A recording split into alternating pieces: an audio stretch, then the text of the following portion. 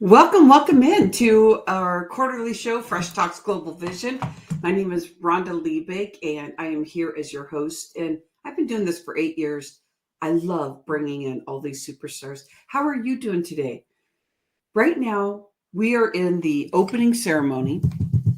This is where we get to know each other, get to know about what is on your mind today, the motivation around what you are perhaps seeking in life and business. And this is what the conversation is about, is how can you find your energy, your focus to be able to feel the calm information, the energy and the direction that you want to go, to make sure that you're in full alignment with your health, your lifestyle, your business, everything that you do. Relationships, they're so important to me. This show, we get to showcase you as a person that's watching, a participant, by you adding comments, sharing anything and everything that you are inspired about, what we're talking about. You can ask questions. And I'm right here on YouTube because we are right now running live on YouTube. And so I am here. I want to make sure that I get to answer all the questions that you want to have answered. I have it open right now. So, what I want to hear from you is, how are you doing today? How is everything going? I'm feeling really good. It's been a while since we've done a live show with more than just a one-on-one interview. So today, what our theme is that we are talking about the wake up call to activate your vision, Fresh Talks Global Vision. We're talking about this stuff about how you can feel freshly inspired, activate your energy so that you feel motivated. This week, I was with my community, which I call the Vitality Heart community. We were talking about our focus in on the heart. And your heart is the beautiful space that really connects the communication center where you get to speak. You get to really, your vocals, being able to nurture your voice and keep your voice open, and also with your mind. But sometimes we can be cut off from the other part of our body. Like, we can have all these things going, but not even notice anything that's going on with our body. So the more that we connect with the heart, bringing everything together, the more that we'll recognize certain things. So what I was talking about is, if we connect the heart, then that means that we can start feeling the thoughts that we have start to run our adrenaline. Our heart starts moving and pattering, depending on, if you're falling in love, or if you're really stressed, or you're feeling angst. And you can catch that right away. But you have to be there present. You could be focused in on what you're working on, but you're keeping that flow opened up. Have you ever thought about that? How could you be in your mind and totally be cut off from your body? Like, how does that happen? So if you start feeling your heart or your lower back start aching, or that pain in your hip that because you've just been sitting too long, feet swelling, whatever it is, then you start noticing things that can change for you in your health and wellness, your focus, maybe even on your energy, so you don't get depleted. I can remember there was a time when I just keep pushing and pushing and pushing myself, and I couldn't feel when there was that click that would stop me from saying, hey, you're feeling really depleted. You may need to go get some food. You may need to go get some water. You may need to sit down, something like that. I would just keep going and going and going and going. And then everything would drop. Like, all of a sudden I was depressed. I was so exhausted. I didn't know what to do because I was so out of sorts. Didn't even know why I was depressed. And I knew that mentally there was nothing going on that was like, that any events in my life at that point should be stressing me out. And even perhaps I was really, really happy, but I was still overriding any of those other things that were happening with my body because I had the other part of myself cut off. So I want to dedicate this time, this show, with discovering about our heart and discovering what we can do to be able to nurture our body so our full body is involved in our whole entire day, so that when you're drinking water, you're literally stopping yourself while you're busy doing stuff. But you notice that your body needs water. Instead of not drinking any water throughout the whole day, you're stopping yourself and going, here, I can feel that my body is interacting. Because if you do that, if you bring that together and you allow the heart to stay open to what you're doing, the latest research shares that you start becoming smarter. You start tapping into deeper, more events that have happened all throughout your life that you get to pull wisdom from. Now, all of a sudden, your body and your mind are cohesive because you're feeling the love, not the angst, not the deadline that's going to be happening. Oh, I have a story to tell. I'm thinking of a story right now. Let me finish this thought. So the motivation here is to keep the heart open, to listen to yourself, to help yourself thrive so that you become bigger, bolder, radder. I don't know if that's a word, but I know that I'm in my mid 50s and rad was like totally in. When I was in 6th grade, that's totally rad. Any words for you that were in that you're like, I wonder if those words are in anymore? But if we bring this all together, you can have everything you want in truth when you are speaking through the heart. And the research was really fun to do this week. It was about discovering that it makes you smarter when you bring everything cohesively together, that there's ways for you to start feeling when your body is out of sorts, when you can start hearing stuff subconsciously that your mind is going in cycles. Because we're known to say 60,000 plus words to ourselves a day. Just kind of keeps going until you start really learning to calm the mind. It could be less than that, but it's known that about 80% of those thoughts that we have are negative.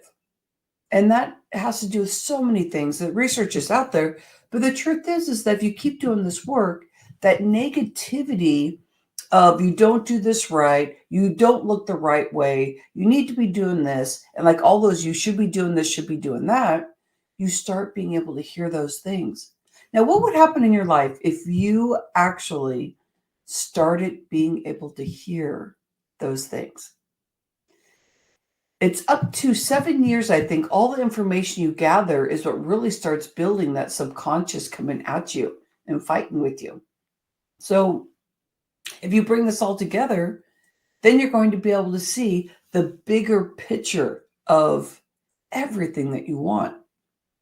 Not just what you believe that you want to have, but the belief that you can have exactly what you can see. But you got to see it. You got to feel it. You want to believe in yourself. And the more that you believe in yourself, the more you will feel safe. Being able to see who you are really expresses everything about you. As soon as somebody meets you, you won't feel like you want to hide. You won't feel like you want to put on a mask. Wouldn't that be amazing to not have to put a mask on? I used to think that was the safest space.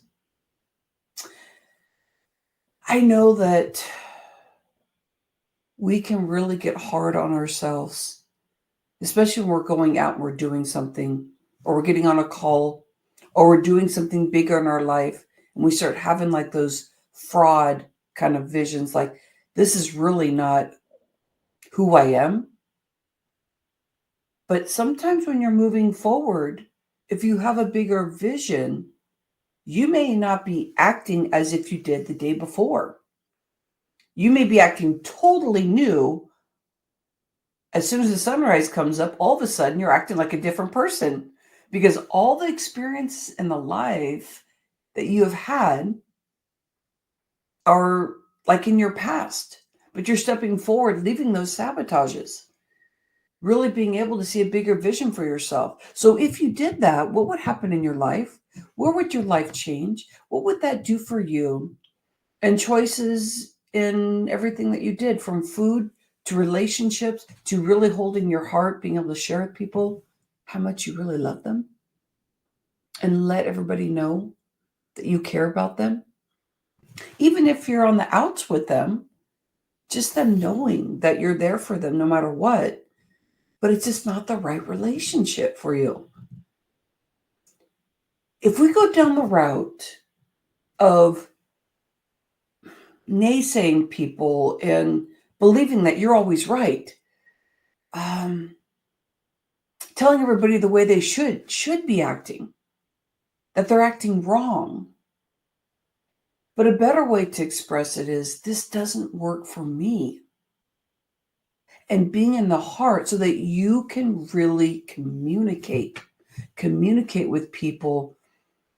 You'll have less friction in your life and life will dramatically change. You will wake up with your new identity. That next day you wake up when you finally decide, I'm going to go full in heart. So then your heart stays open. So when people come, there's some people, I just had a client conversation and it was so interesting because it was one of their friends that just they grew out of. And it was so difficult to have this conversation with this client because they were saying all these things that their friend was saying. And I said, here, wait, but when we started coaching like 5 years ago, and think about this, where this sits for you in your growth, I remember you kind of, acting like that. But I said, I don't see those traits anymore. But you're still holding on to a friendship that, yeah, you can be there for them when they really, really need it. But somebody who brings you down, that it just feels like there's muck being put on you, that they're pulling on your energy, which is what my client was kind of sharing. That's not a relationship that's going to make you happy. That's not going to help you grow. And she said, well, I'm her only friend. And I was like, but there's a reason for that. That's when you spend time with somebody that's at that low frequency without making those bigger decisions for their life, it's pulling you down too. And it gets to be their choice. If they're feeling like they are, I don't know, this is a really hard one. Where is it in your life that you feel like you're in that space where you're trying to make these new changes? And this is what Fresh Talks Global Vision is about, is how can you make those changes? We call it hashtag speaker locking arms. When we start revving up and being able to share with, I'm gonna warm up this. I'm gonna warm up. Please share with me that Hey, you're here. Rhonda. Oh, hey, I'm already here. I started the show. It started at 8. It starts. You're here at 8:30. You look so beautiful, my friend. I am so sorry. I was supposed to be here. Thought at 8:15. Should I check out? You are no. You are supposed to be here at 8:15, so you can hang with me because right now we're in the opening ceremony. We're going live in YouTube right now. Hi, Wonderful. everyone. Yeah. So this show, hashtag speaker locking arms. I'm gonna ask some questions from you too as soon as I kind of get myself revved up and going here more. But I'm so happy you're here. Thank Thank you. you. Because Thank I'll you. introduce you too, and I'll ask some questions before we get your section going also. So I believe that my purpose here in life is some experience that I had and I had to learn and I keep learning about, is opening my voice to my alignment. My alignment is I don't want to wear a mask anymore. I just can't. It's so painful to be switching back and forth, where that was my safety. But if I keep breathing in, listening to my nervous system, noticing when I'm feeling weak, when I'm not feeling so good about myself, that I listen, I go, here, wait, I'm trying to put my mask on. I'm trying to hide some things. I'm not doing this thing that I believe I'm here to do, which is open my voice and share what is really on your mind. It's one of the most painful things to do. Sometimes it seems easier to put on your mask than actually speak your mind. But when you It's put on so that true. mask, it so hurts you because it cuts off your heart because you don't want to expose your heart. You're trying to protect yourself. And so you now all of a sudden you have people that might come in and they may even leech on your energy because they know you're a heartfelt person, but you can't feel it. You can't feel that energy coming in. It's harder to make decisions when there are people that are in your life that they've been in your life for a while, but they just seem to be in battle all the time. But you don't know how to manage that. You just put on your mask of, oh my gosh, here they go again. And that's really a mask because there's no way that you'd ever want to treat anybody like that. And I've actually started reconciling to people because I did that all the time. And what am I doing? I'm shooting people down. I'm shutting their voice. I'm telling them you're irritating. I'm like, here, wait, but what about me? I'm right. I'm the one that's doing this. I'm the one that's telling them how it is, and I'm like, oh, I got the chills because I think about this. This is such a learning experience. Mm. People are not irritating. It's you being in judgment, believing they should be acting a certain way. And you may hear yourself say things like, oh, well, they're so happy that I didn't open up my voice because, that whole start thing. Or, did you know that Joanne, blah, blah, blah. You do that. Oh, it hurts your heart. It hurts your body. You actually, on the flip side, what will happen is that you will find that you will bring people in like that. So when you go into a room or you get on a phone call, you can feel something's going on. But the person you're talking to is not a good person in alignment with what you're looking for. Oh, and I said good person. No, everybody's a good person. Just it's at the space that they're learning. They're learning their experience and what they're really asking for in life. We want to treat everybody well. But you're going to start bringing those things in if you don't keep opening your heart and knowing that that is where you can feel when you're off. And you know how to protect yourself by words and sharing with people that you really care about them. Are you really having a hard day? And it could be somebody who's been talking negative all your life. And you're like, oh, no, no, no, no, no. And you go, I don't want to hear it. And you go, actually, if I ask the right question, I just want to be there for them. And this is what this experience together is. I'm not going to cut them off, make that person go step off to the side, feel shame about themselves because they don't understand, because they don't know what their journey is at this point. But it gives them opportunity to step more into that. They know their journey is that they feel shame, they feel blame, they feel that people are having a hard time with them. They don't know why. And they're in their cycle, but they just don't know. I feel that way. I fall in that space quite a bit. And I'm like, oh my gosh, I am acting like Rhonda yesterday. What about Rhonda today? What about the new identity? Oh, okay. And then right there is where that pivot happens. So when you are in your heart space, you start being able to hear things that it's amazing how it changes your life. You look really, literally, people will think you're a fool because you will just be heart centered and loving on everybody, but you won't be so dramatic to where your feet can't hit the ground because that is kind of crazy. But you're loving, but you're loving everybody and you're really appreciating them.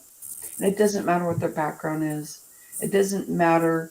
We've been talking a lot about skin color in my family, and it's like you want to respect people and understand. You can ask tons of questions to understand, like where they're coming from. How are they feeling today? If they say something different than what you would expect, don't judge it.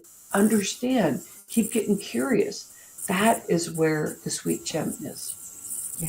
So that's what I think this show really is about. I mean, this is what we're calling it, the wake up call to activate your vision. Now, if I said something that is really connecting and you're starting to feel that connection, but you have questions about that, I want to make sure you add comments. But these comments when we're live actually do not go in the video, but I'll be able to catch them now. But I want you to think about this. I may be talking such hogwash stuff to you, like whatever, Rhonda, you just sound like this or that, because this may be new to you. I want you to lean in on what this means for you, because if I'm saying something, then maybe there's some purpose to it. Maybe there's a reason why you are here watching the show, or maybe you're watching it and recording, because that's where a lot of our marketing and stuff really starts happening even more, is once this video is out there. But if you get to be here right here live, then you get to ask any questions you want. But tell me about that. Just kind of shake it up a bit. Just shake it and just kind of get into the vibe. I love wearing white. This is like so perfect. I put this on last minute and I'm just like, it was like I was just flying through going, oh yeah, I didn't choose what I was going to be wearing today. And I felt the same thing, lighter. What was that, Sheila? I'm so sorry. I was just saying I felt the same thing. Just feeling a light, soft, bright, color today. So you look gorgeous. Oh, thank you. I have a tan on. This last week I was on vacation. That'll really make you glow. I tell you, being out of, I don't know what you feel about this Fresh Talks Global Vision, also Sheila and everybody coming in and recording, but being out of the recording studio, out of these four walls and going on an adventure with the family. Think about the family dynamics. Everybody's, building their opinion, and my kids are like, getting older and they have their opinions, and I have my opinion. My husband has his opinion, and we're just going out there playing, and we're learning to really be cohesive. It's the most fun experience. And it's very humbling to be able to be a mama and not say, I know everything, I'm your mom, and you better listen to me, but more of the conversation of like, hey, how's your day going? Oh, I'm showing up crazy, huh? Well, what about you? No, I didn't say that. What about you? Because those patterns, you really get to learn a lot about those kinds of things. And I believe that we're all here to be able to partner. The hashtag Speaker Locking Arms is about opening the voice, stopping the blaming and shaming out there. That's really what I felt when I was growing up. And I find that a high percentage of people are kind of have a background like that, where they're like, I feel so much shame, or they can feel it on their skin or the inside, or it shuts them down. But what is your thing that you feel when you're having a hard day? Sheila, do you want to share that? Because we're getting close to your time coming up. What do you feel when you're having a hard day? It's crazy because a lot of the things that you were talking about, I mean, I just wanted to throw pebbles at all those little gems that you were touching on. But what I wanted to say in response to like having a hard day, but also with what you shared, which was beautiful and real, and the examples, they were so honest. Ron, they were so honest and real. But for me, when I was listening, it felt like who do you want to be? Who do you want to be? And the mask, when referring to that, I just feel like it leans into authenticity. Yeah. Who are you truly? And how can we bring that to the world? And what are the masks that you put on, but also has kept you small? Maybe dimmed your light, held you back, put a curtain over, who you truly are in the world. And I think that this journey is really unmasking that, opening up the curtains. And, when you talk about like a bad day, it's, for me, it's crazy. It's that energy. Yeah. You wake up and I'm heavy, or, I just feel like I'm depleted, or already you start your day and you're already feeling depleted. It's the most bizarre thing, but it's like, that's what happens, huh? Yeah. And you know what? I'll go back and I'm like, why am I feeling this way? And Yeah. why are some days I'm just full of rejuvenation, energy, and I'm ready to go, and other days I'm just tuckered. And the other thing too is sometimes there's two things that came to my mind about having a bad day. You know, we have plans of how we want the day to unfold, and then it never happens. Well, I mean, it does, because if you do this work, you know that. But Yeah. what happens though? What you're talking about, like, it never happens because you're like, you somehow your mind all of a sudden takes over again. Yes, Oh because darn it!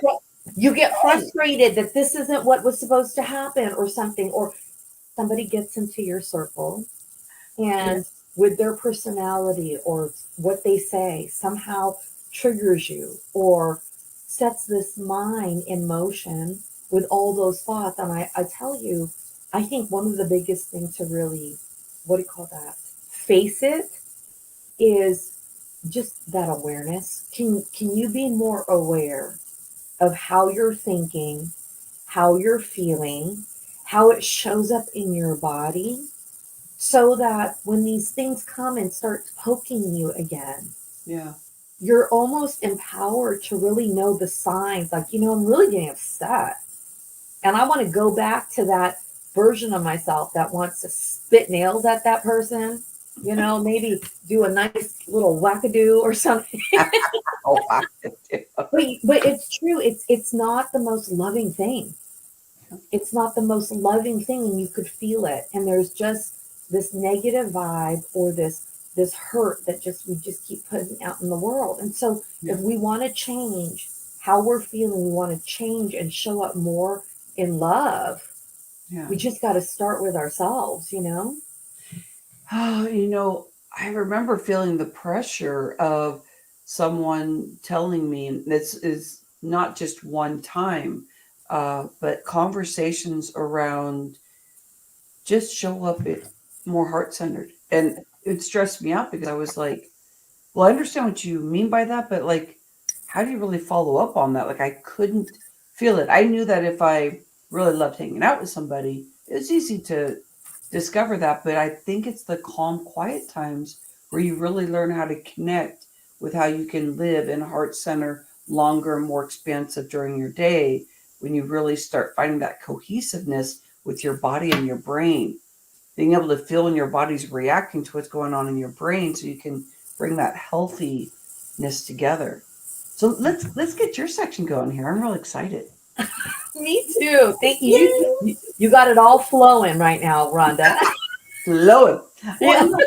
but you think about this, Sheila. I've been doing this for like 8 years, and Mhm. I felt like a newbie every single time that I start a show. I do, like, I bring in all the gems that I can, but it's like it's still, you get those jitters, and like, like, oh my god, I had like 3 hours this morning, and I'm in here doing stuff, and like all of a sudden I'm in my last minute, and I'm still like going, here, wait, I need more time, because the more time we give ourselves, the more we're like, oh yeah, I'm gonna add this, I'm gonna add that. Like, I know. okay, so Sheila Andres, did I say that right? Andres or Yes. Andres? Andres. Andres. Okay. Oh, say it again. I'm sorry. Andres. Andres. Yes. Okay. Perfect. Well, it's like I see it on paper, and we've talked so many times, but I haven't like really said, how do you say it? Let me hear it. Let me. So what we're talking about here is dance into your realized vision, and Yeah. and Sheila has the hashtag stucksucks. So when you were talking about being stuck, that's kind of what the vibe is going to be. But there's also like the dancing that we're going to be talking about, because the dancing and the flow is what your body loves, because your energy cycles through your body. It's so easy to stop them. And then you're all of a sudden you're in like this mode, of like not wanting to dance. But when you dance, I don't know if you can be unhappy. I don't know. What do you think, Sheila? Can you be unhappy and dance at the same time? It's crazy because when I sat there just in a moment of just casual reflection Yeah, on the title, the wake up call, realize your vision, and dancing into it, the activating, yeah, I was brought back to the fact that, growing up, I just loved to dance.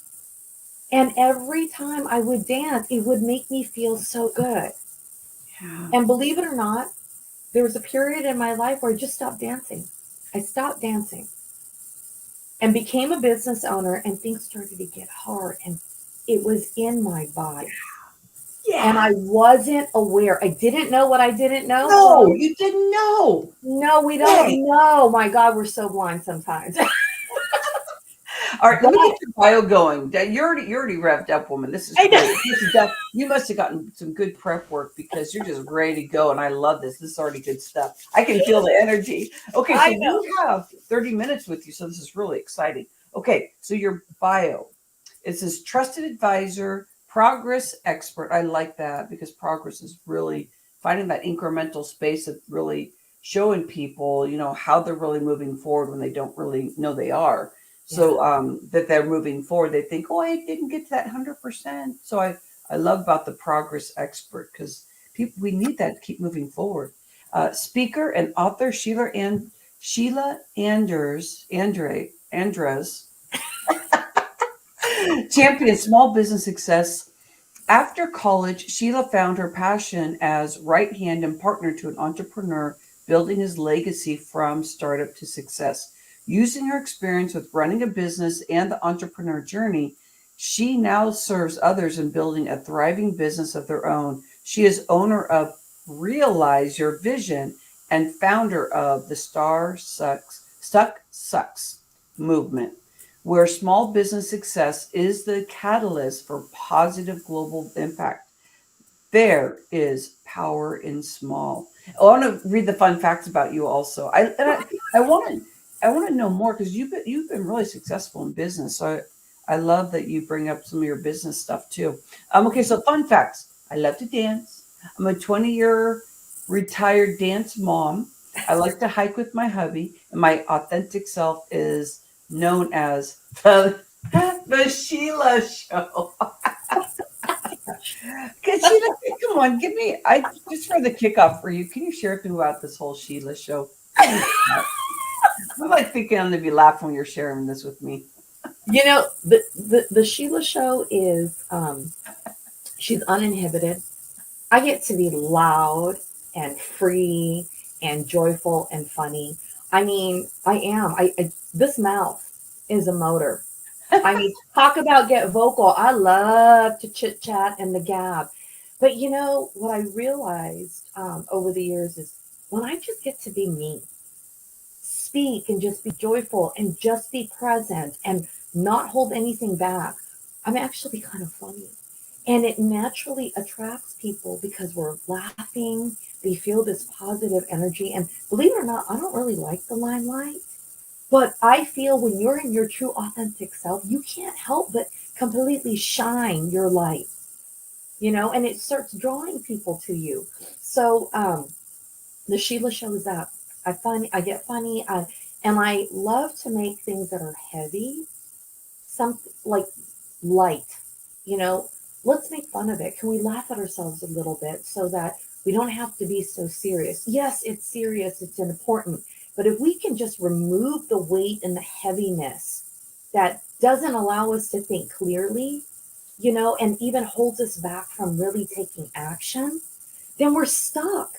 And when we're stuck, not able to do the things, to be who we are, to love fully, to show up and to share our gifts with others, whatever, to do the things that make us happy, all the things, we're stuck. We're stuck. And the thing that you were talking about, awareness of ourselves when, we get triggered or we get judgy or, codependent. I mean, I think in our journey of life, it's becoming aware of that. It doesn't feel good. It doesn't feel good.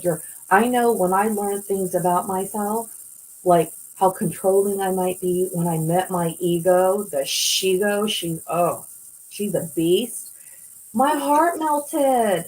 My heart melted. But Rhonda, what I found when I discovered that Shigo especially was there was parts of my life where I didn't feel good about me. I just didn't feel good and I didn't know why. And when I realized when I kind of let my ego have authority, that's when I don't like myself. And I didn't know. I didn't even have to know, but I felt it. Energetically, my soul was not happy with me. I have felt that. I had a big crying when I came back from away from corporate into more of the healthy industry and started this business 17 years ago. I know what you're saying. And it really is a breaking of the ego. Uh, Share with us more about that. Because this is what we hear, and I don't hear as much anymore. I think because we're in a different frequency than when we were dealing with all this stuff, because it's just a process you go through, and it's so easy to get stuck there until you realize this. But we used to be saying stuff like, "Oh, women are just not very nice," and we may not have been specifically saying that, but we heard it all around. And I still hear people say that, but it's when I'm in bigger groups, I'll be meeting people. And I just don't think that's true, because when you start really understanding your ego and what you bring into it, people start maturing around you and start opening themselves up to actually trusting. What did you learn when that ego is starting to get broken and opened up, and you learning, about more about that, how you were showing up? What were the things that you learned about yourself, or what could you hear?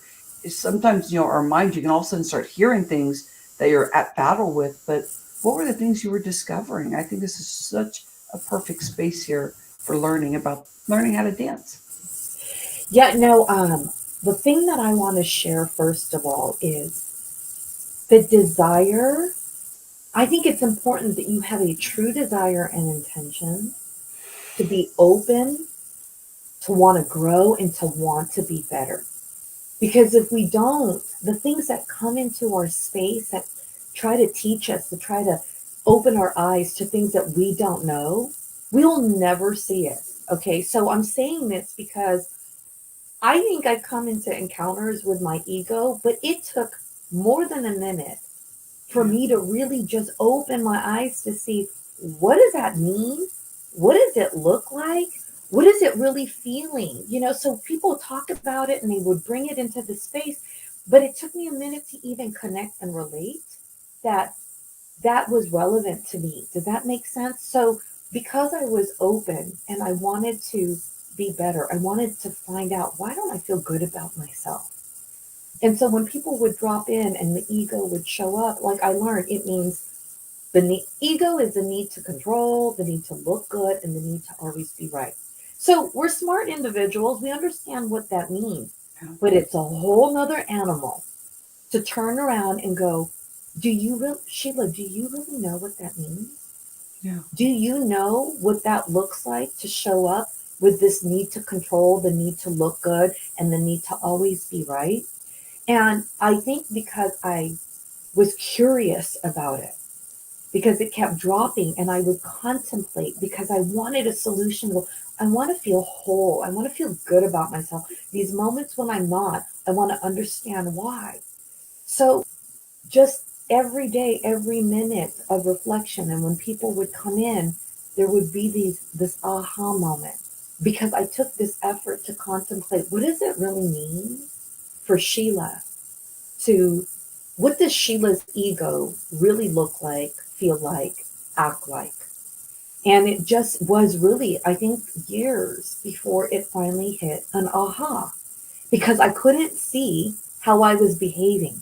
I couldn't see when I would talk or show up like I needed, like, what did it look like to try to control the conversation? What did it sound like? And what was I saying to make me look good? You know what I mean? And what, how was I showing up and making the point so I am right? You know, I thought it was just normal conversation. This is just how I was doing things. But my ego would show up and suddenly I was sitting there, even in family settings. It's funny that you said that because we'd had conversations. All of a sudden I would chime in with my own experience, and it might differ to how somebody else says it, but I would use words or say things to have this authority go, no, but I'm right. I'm more right about how I'm explaining, or I'm more yes, right. Like, you might be right. yes, yes, but you got to listen to me. You know what I mean? and that, like, you got to listen to me. It's like the control I'm going to drive this. I'm going to drive this. You got to follow me, type of thing. And that looking good, that feeling where people are like, oh my God, you made sense. It's like, and then it feeds into a little bit of codependency, because needing to know that people really appreciated what I was saying and that I was right made me feel worthy. I want to vomit right now. But you're healing a lot of people by saying this. So I have a question, and I want you to just kind of open up the space here for this. There's two questions, and it's like a dichotomy. And the first one is, how did how did you feel? Because you're saying I wanted to vomit, so I think we're getting close to this answer.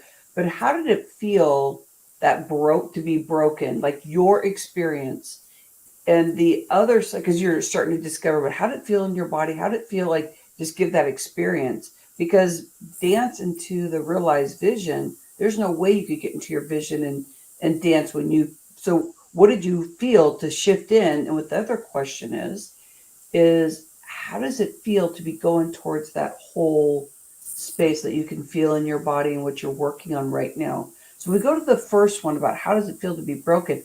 I know I'll be able to easily go there. And then I want to feel that other part, because I know that that is what this show is about, and what the stuck sucks means. That sucks. It sucks. So yeah, so for that first section, what did it feel when you start acknowledging and seeing that, so we can kind of feel that for ourselves too? When you said that, the first thing that came to my mind was describe what the breakdown process looks like or feels like, and what does the breakthrough also look like and feel like.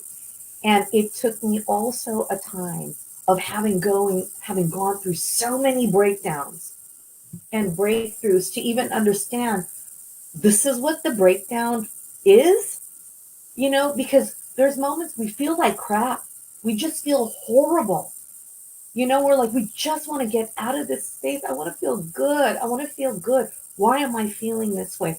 I never really, until this moment of intentional learning, of wanting to be better, did I suddenly open my eyes to look at those moments when I just felt crushed, beaten, broken, and wanting to cry my heart out. Did I recognize that this is a breakdown, and to look at it as a good thing? It was always like a bad, crappy, never want to go through this thing again. And I'm sharing this because I want to encourage and empower people to embrace that breakdown, because it does feel horrible. And what I would feel like, if I was to describe it, would be discovering, for example, that Shigo, and what was really a core, or one of the things that didn't make me feel good about myself. It felt like a huge relief, but my heart was broken. My heart was broken. It felt shattered because of the pain of knowing what ego, like understanding how ego thought, and how it made me feel, and how I showed up, and how I saw it as not being loving. Showing up and not really bringing good or something positive to people, or a conversation or a situation, and that devastated me. Because one of the simple questions that everyone should ask themselves, if you want to live fully, is what do you want? What do you want? And the word that came to me when I answered that was love. I want to love who I am. I want to love what I do. I want to love on people. So discovering that ego and the fact that it wasn't loving shattered and broke my heart.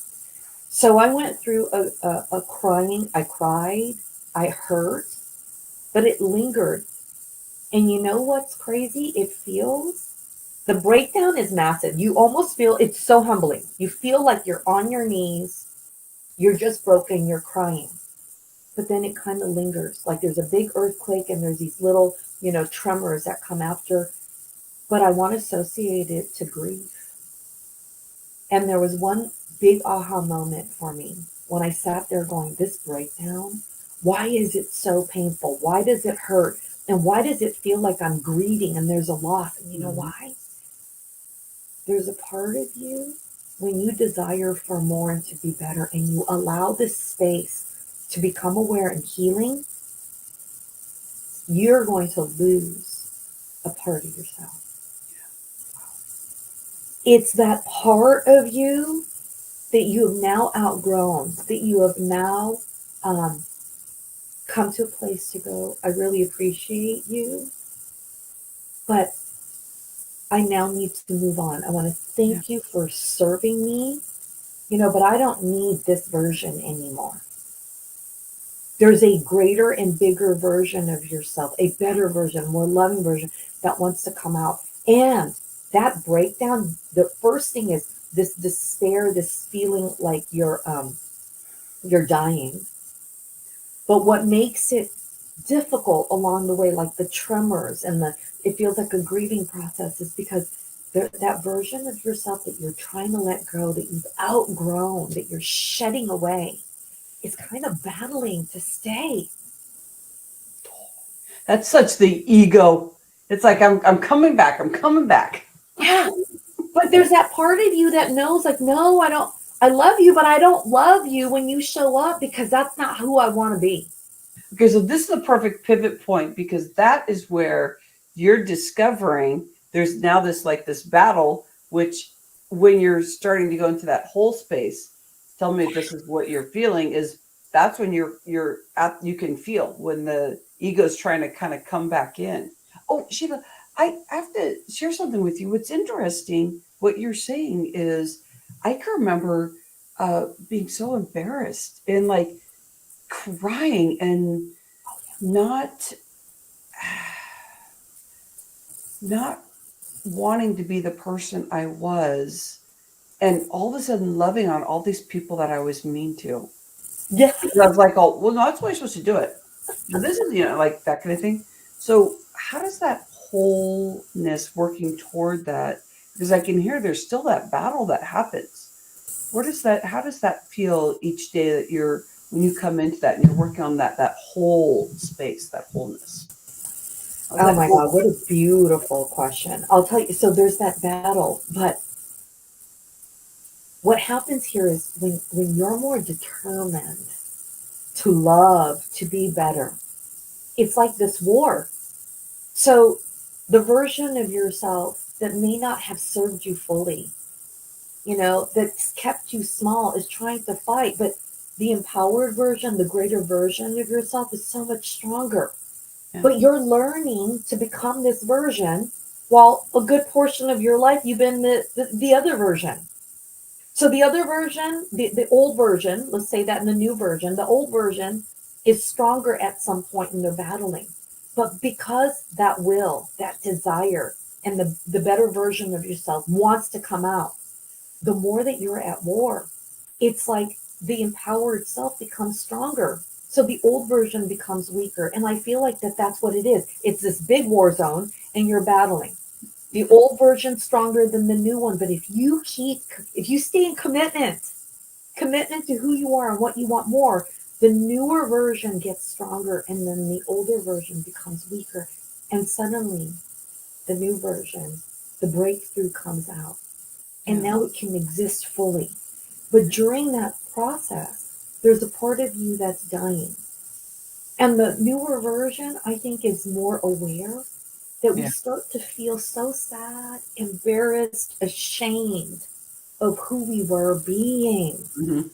But we've got to go through that process to face it, to almost heal from that, and really understand that, listen, we did that, but we can change. And that doesn't have to define us. So if we don't have to let that define us and recognize, I want to be good, I am good, I am loving, and I could be whole, and I could be better, we can obviously move towards that change and allow us to accept and embrace it. And I think that's coming into that wholeness, that feeling of fulfillment. So that is a great point here, is that now we're working in towards that wholeness. And so to keep that flow going, as you said, like a battle, like you're going from the side that you're like, this is not serving anybody, and actually it's quite embarrassing because this is not what people really want. No wonder why nobody's really talking to me, at the dinner table anymore. Like we go in places, they like me at first, and as soon as I start opening up, they're like, oh my gosh, there's that Sheila again. That So, Yeah. but we've all been there.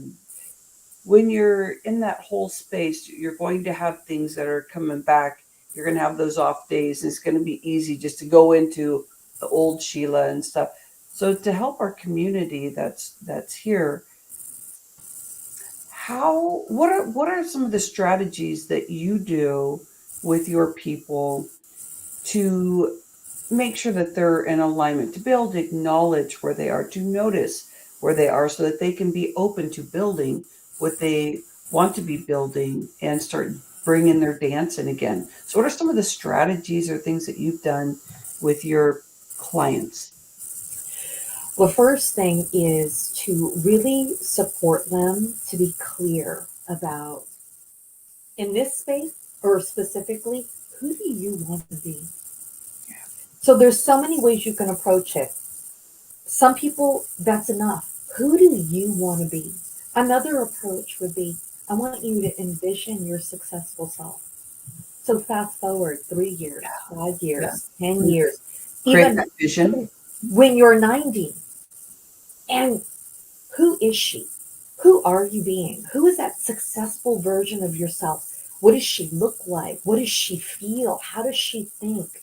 So that they can get really clear about what does success really mean to you as a person and who you're being.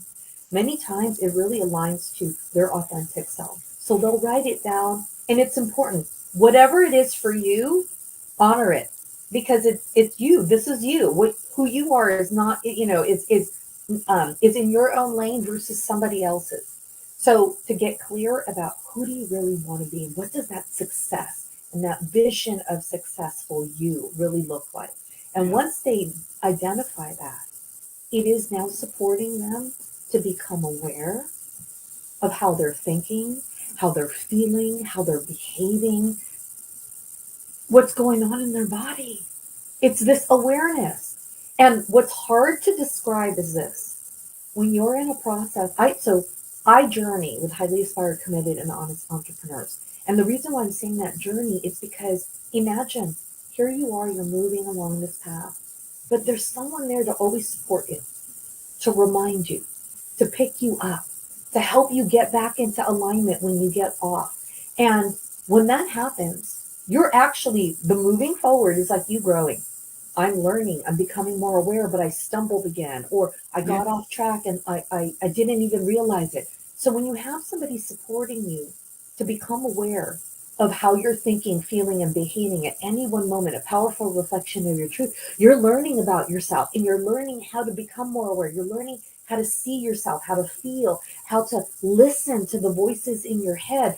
So the hard part for me is to explain how you're growing in your own awareness and discovery and knowing of yourself, Yeah. so that when you start to continue those little baby steps, the power and small, those little things, the learning, the ahas, the oh, I did not know that, and the reflection, and your eyes start to widen of how you see things. Mm. And when situations, people start to come, you are going to be so surprised of how much more aware and knowing you come into a, let's say, a conversation, and somebody says things and you're triggered and you can feel it. You could feel it. You could hear the voices in your head. You can start to sense how it's making you feel. And then this is the truth, is you then lean into your power of choice and decision. Mm-hmm. Am I going to choose to respond? Like, I'm about to snap right now. Or the defensive wall comes in. I'm like, you don't want to go there because I will bite your head off, or something like that. Or I'm going to say something that Yeah. I'm going to Yeah. regret. But you can see and feel like that's true. Like, oh my gosh, I want to bite her head off, or Yep. anything like that. And you could feel it. But then you turn around and this empowered version goes, no, Do not feed the hate. Do not feed that. Yeah. Model what is a better version or a better way of showing up. Yeah. And what does love look like? How would I respond in love to this? You Yeah. know? So I think that's what happens is you just become more knowing aware and allow yourself to constantly learn and grow. And if you mess up here and there, what a beautiful lesson to go back and go, how can I be more kind and compassionate to myself? I think that's an act of love. And if I can be kind and compassionate to myself, especially when I behaved in a certain way that I didn't like, and that was mean and it was hurtful, but I learned from that and make a choice the next time to go, I can be better. I Yeah. can be better. And I love when the ego's really not involved so much so that you don't get embarrassed easily. You say, "Hey, I'm going through this human experience, and I know if I get embarrassed or upset, I know I'm not in my heart enough. I know that there's some ego that's trying to take charge of the conversation, and that is not going to serve the space to be able to listen and hear somebody that I'm with, and I really appreciate that. How does a person's day, now we're in that spot where, okay, I'm feeling whole relative to where I was before, and of course, this keeps evolving. But how does a day look when you start really feeling the dance of the day? How is somebody going to be showing up and feeling and like the things that you've seen, or even for yourself, and you're like, I'm in the dance. How's the day look like? I love how your analogy of dance being just in flow, present, and just, when things just feel aligned. And I think that's how I would describe it. It's like you feel good in your own skin. Yes, there are, Ooh, right? You feel good in your own skin. There's time urgency and whatnot. However, you almost feel so present and yeah, it's like time doesn't feel like a tyrant. Does that make sense? Like, yeah, I know before it'd be like, I got to do this. There's only so much time and this pressure. But when you're in this element, you're like, look, I can't let time be a tyrant. Okay. And I know I have to get things done. But when I feel good in my own skin and I feel confident that whatever is most important, I'm going to be able to take care of today. And whatever isn't, I won't. And it has to be okay. And it's going to be more than enough. And in this moment, it's saying, I'm present. And if right now I say, I want to make a cup of coffee, I'm going to make a cup of coffee. And then the next thing, it's flowing to that next activity. And it just feels like, oh, this feels good to be doing this right now. Now, yeah, there's moments where you sit there and go, oh my gosh, I should have been working on this and I didn't. Now, I'm feeling irresponsible. I wasted the time. All this, yeah. it's going. But when you're in this element, you an empowered self, this authentic self, this one that is aligned, it feels good in your skin. You're like, no, stop, stop the hate, stop beating yourself, stop the abuse. Just go. Okay, what can we do to pivot and get back to a place where I'm not regret, I'm not upset with myself, and Mm. I'm going to work towards the things that is important to me. And that's all you could do, I right? love it. I love it, my friend. So Sheila, you've really served a beautiful purpose. Today we're talking about the wake up call to activate your vision with Fresh Talks Global Vision. I feel the dance. I feel it. We went and started in this muck and this feeling, which is so perfect because we got to really connect with pretty much how we can show up every day, which that's okay, but then it's the flow and getting into the dance, and so talking about that whole space and recognizing that that past can still show up, and then you're going into that space of let's dance for the day. I love it. Hey, Sheila Andres, how can people meet up with you? What would be, we're going to put links out there, but where's a space that you really spend time in that you want them to connect, or a specific page, and make sure we get some links there too that you sent to us. Thank you.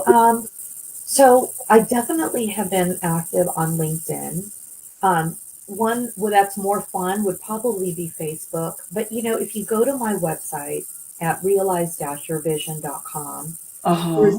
a place there where you could just schedule time with me. And I'm just encouraging it because we all need encouragement.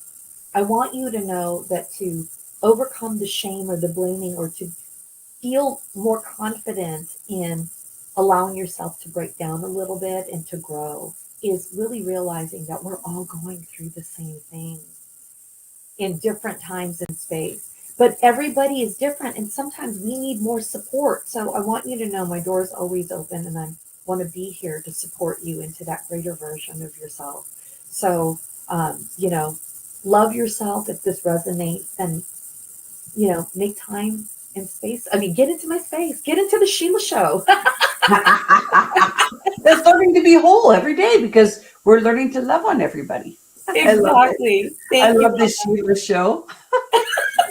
Thank you, Rhonda. And then hashtag stucksucks. Yeah. And thank you for partnering with this hashtag speaker locking arms. We're talking about opening the voice and being able to lean in and understand when you're stuck. You know, stuck does suck, and that means you're not living in your whole space. That Yeah. really does mean that the ego is there, and like what Sheila was talking about today, she loves dance, and dance is like a physical dance. Oh my gosh, I remember feeling like I wanted to keep moving because that's what made me feel safe, and so I'd be constantly moving, and I didn't understand that why that was happening, but that ended up wearing me out, and so I love all the experience with you, Sheila. You really mean Thank a you. lot to this show. We've done some interviews with you, and I really appreciate your insight. Thank you for coming into the show, and we'll catch up with you again because you might even have another interview with us coming up soon. You said Rhonda want to be on the show, and I said, hey, if you're asking, if you're being that tenacious, then I guess we got to let you in again. I just want to thank you for the opportunity to really just get vocal. And, you know, these interviews, because of who you are, you're an excellent host, Rhonda. And when there's this connection and a flow, and you create this opportunity where we could share our gifts to really make a positive impact and to not do it alone, to do it together. I'm always team player, you know, to sit here. We've been given the gift of life and to decide what we want to do with our time. So you've created this beautiful space, and I just want to thank you always for allowing the invitation or the acceptance of letting me play in the Rhonda space. I'm so grateful. Well, I really do appreciate your time. That's a great introduction for me because I have a time slot to be able to speak to. So I'm really happy that I got Awesome. the opportunity to hear what you were feeling because that really warms my heart.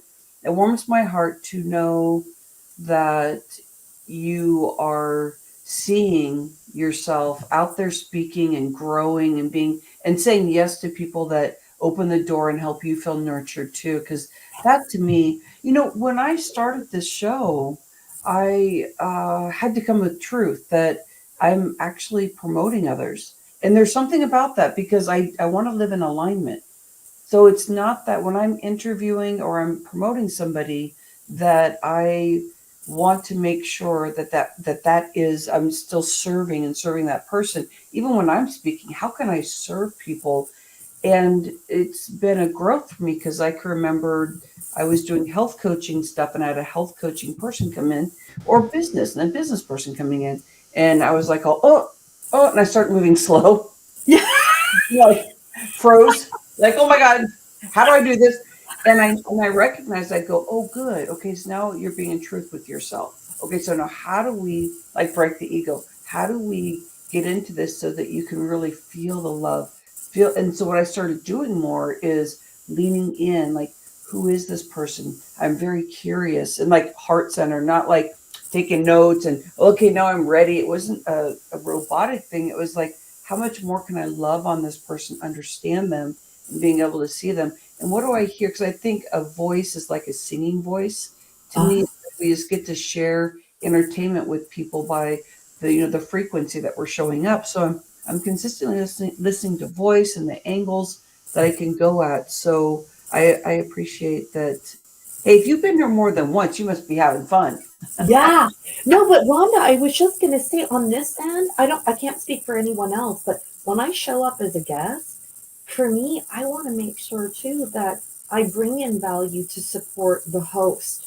Because even though you're in service, But believe it or not, when you're hosting and you're sharing, you're also giving the world and the guests an opportunity to see who you truly are, Yeah. and to be able to, uplift others and then add your own input. It's remarkable, but that's what makes the space so beautiful, because we're just uplifting each other. And so hopefully this models to other people that if you're not alone and you get with the right people, this is what we could do for each other. And oh my God, I just got goosebumps all over. It's just feels so good. So Feels good to anyways, say it too, doesn't it, Sheila? Because the more you say it, the more your DNA can shift to any. Because there's you have 74 trillion cells in your body, and so there may be a cell, and they're saying, "I don't believe it. I don't believe it. Your couch is this." So whenever I'm making change, like I'll grow my heart more, and I'll go like, "Oh, I feel like I'm lying. Like I got to be in truth with this. Am I really showing up this deep in heart? Because I need to be in truth with that." And it's so funny because I mean you just have this stuff that's in battle consistently until we just keep learning to feel that calm. So thank you, my friend. Thank you for thank you. being here, and I'll catch up with you soon. Love you. Hi, thank you. All right, bye bye. Bye bye. Oh gosh, you guys. So wasn't that great having Sheila on here? But wasn't that wonderful to be able to hear how somebody can express and really through the heart center what they're experiencing? That's what the show is about. I really care about this. So you may have seen that I have been pulling up different plaques and things that I've put together. This is my second one. My first plaque that I really usually use is the first one right here. And that one is called Wake Up and Heal Your Moxie, Sexy, Wealthy Life and Business. And that is when I had this vision for people and the steps that they can do. And if they get in alignment, deeply in alignment, this could earn them the first $250,000 in their business. And as a past active CPA, accounting, consulting, and really thinking about this, it's like if we get our mind settled in to being cohesive with the heart, healing our body so energetically we feel really good, we don't sabotage ourselves. And if we start to, we catch it, that we literally can have these great conversations with people, get curious, open ourselves up to our gems, and stop acting so silly when somebody actually really wants to work with you. Like sometimes we shut people down and we freak them out because we start talking differently, and all of a sudden we lose a potential person that wants to spend time with us so we can coach them or guide them because we don't believe in ourselves. And at first, when I started this business almost 17 years ago, I was like, why are some people working with me? Because maybe I'm more relaxed because of something. And maybe it was a smaller program. It was easier for me to believe that I could do that to these people that were actually ready to pay really, really good money. But as soon as I started acting crazy, then they would be like, oh, got to exit out. So the first 250,000 in your business. Hi, good morning, Nanciann. The show is here, or you get to be live with us at 9:30. But I'm going to be having you involved in a few minutes here. But this is just a section I'm transitioning. We just had Sheila Andres leave us, and so this is kind of a little bit of a section I'm getting into before you. But I'm so happy you are here, my friend.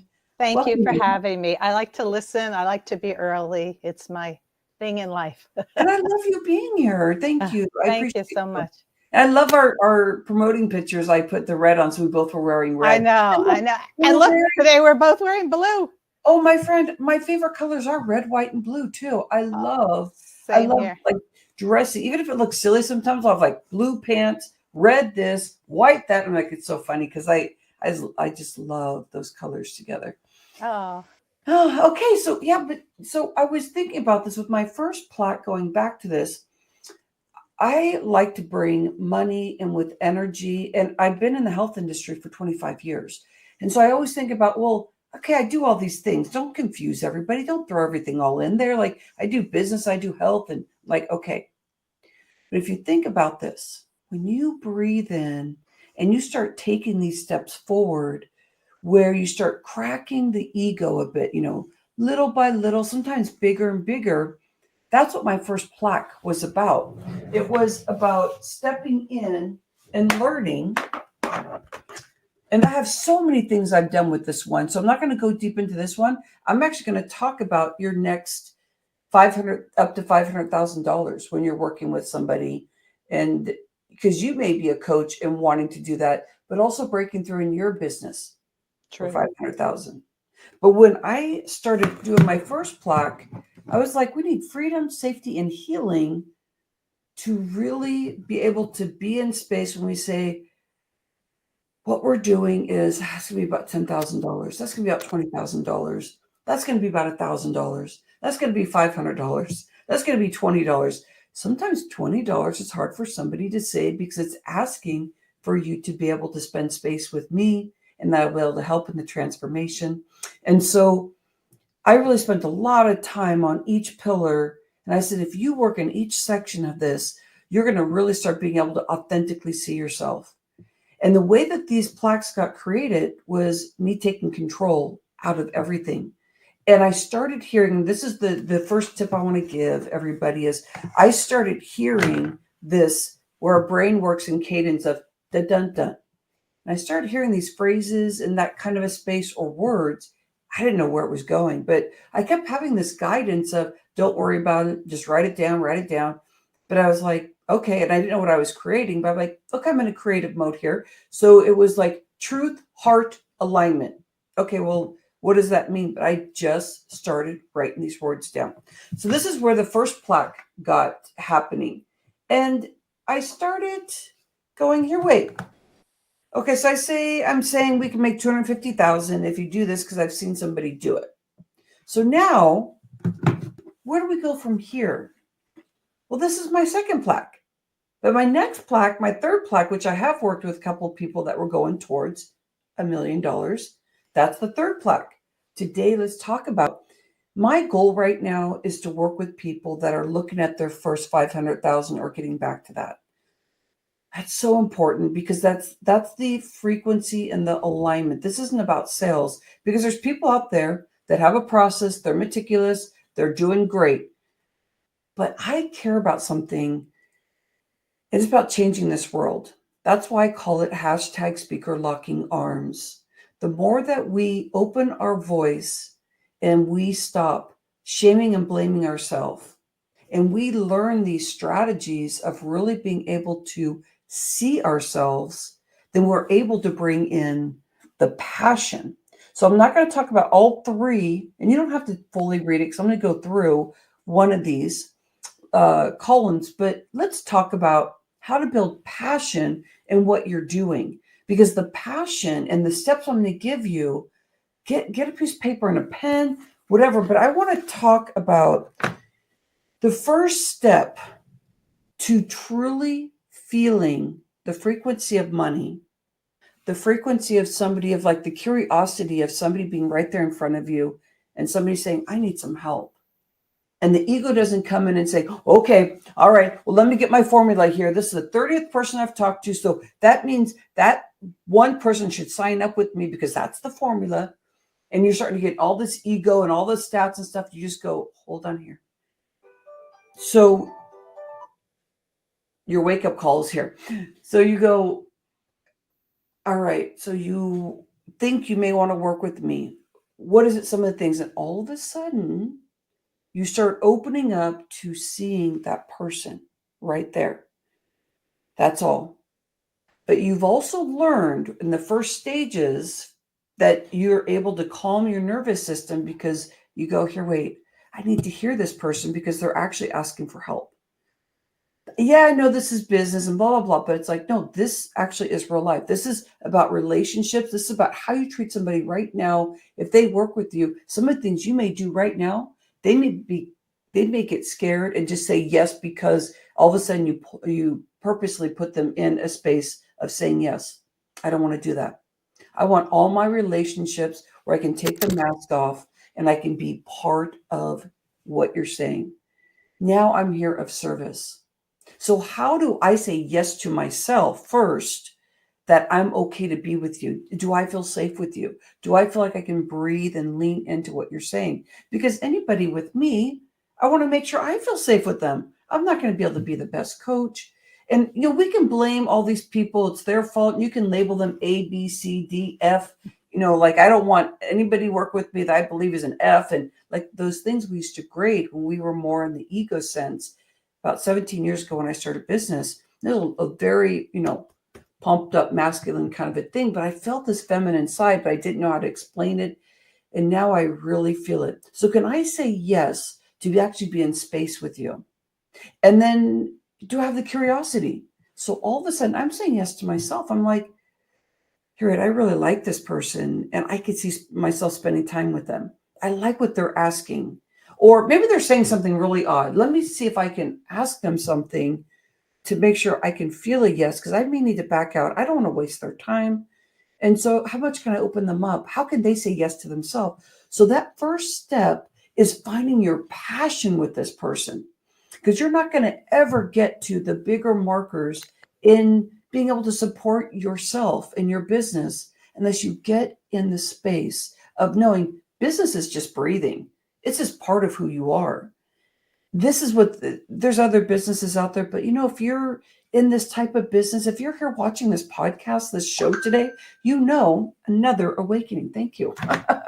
But that there's something special that's going to happen if you keep increasing your income. It means if you're in alignment, that you're at that frequency and you're going to keep leveling in that frequency and being able to serve at a higher level, and your insides, your healing in your body will start becoming cohesive.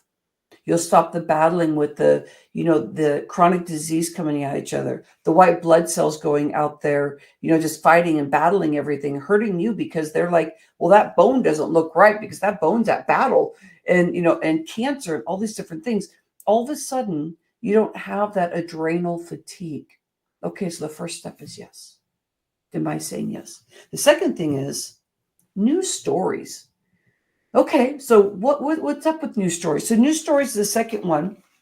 So what are some of the news stories I can share with myself? Well, I know that today I woke up. I can have a new identity. I can actually have a new identity. Me. Like yesterday, I did this and this and this wrong. Okay. But I can have a new identity. I don't have to have that pull me down. Oh, okay. So what's my new story? Rhonda, how can I see myself in a higher space of how I can serve today? Here, wait, you're very heart centered. I love you. And I'm speaking to my body.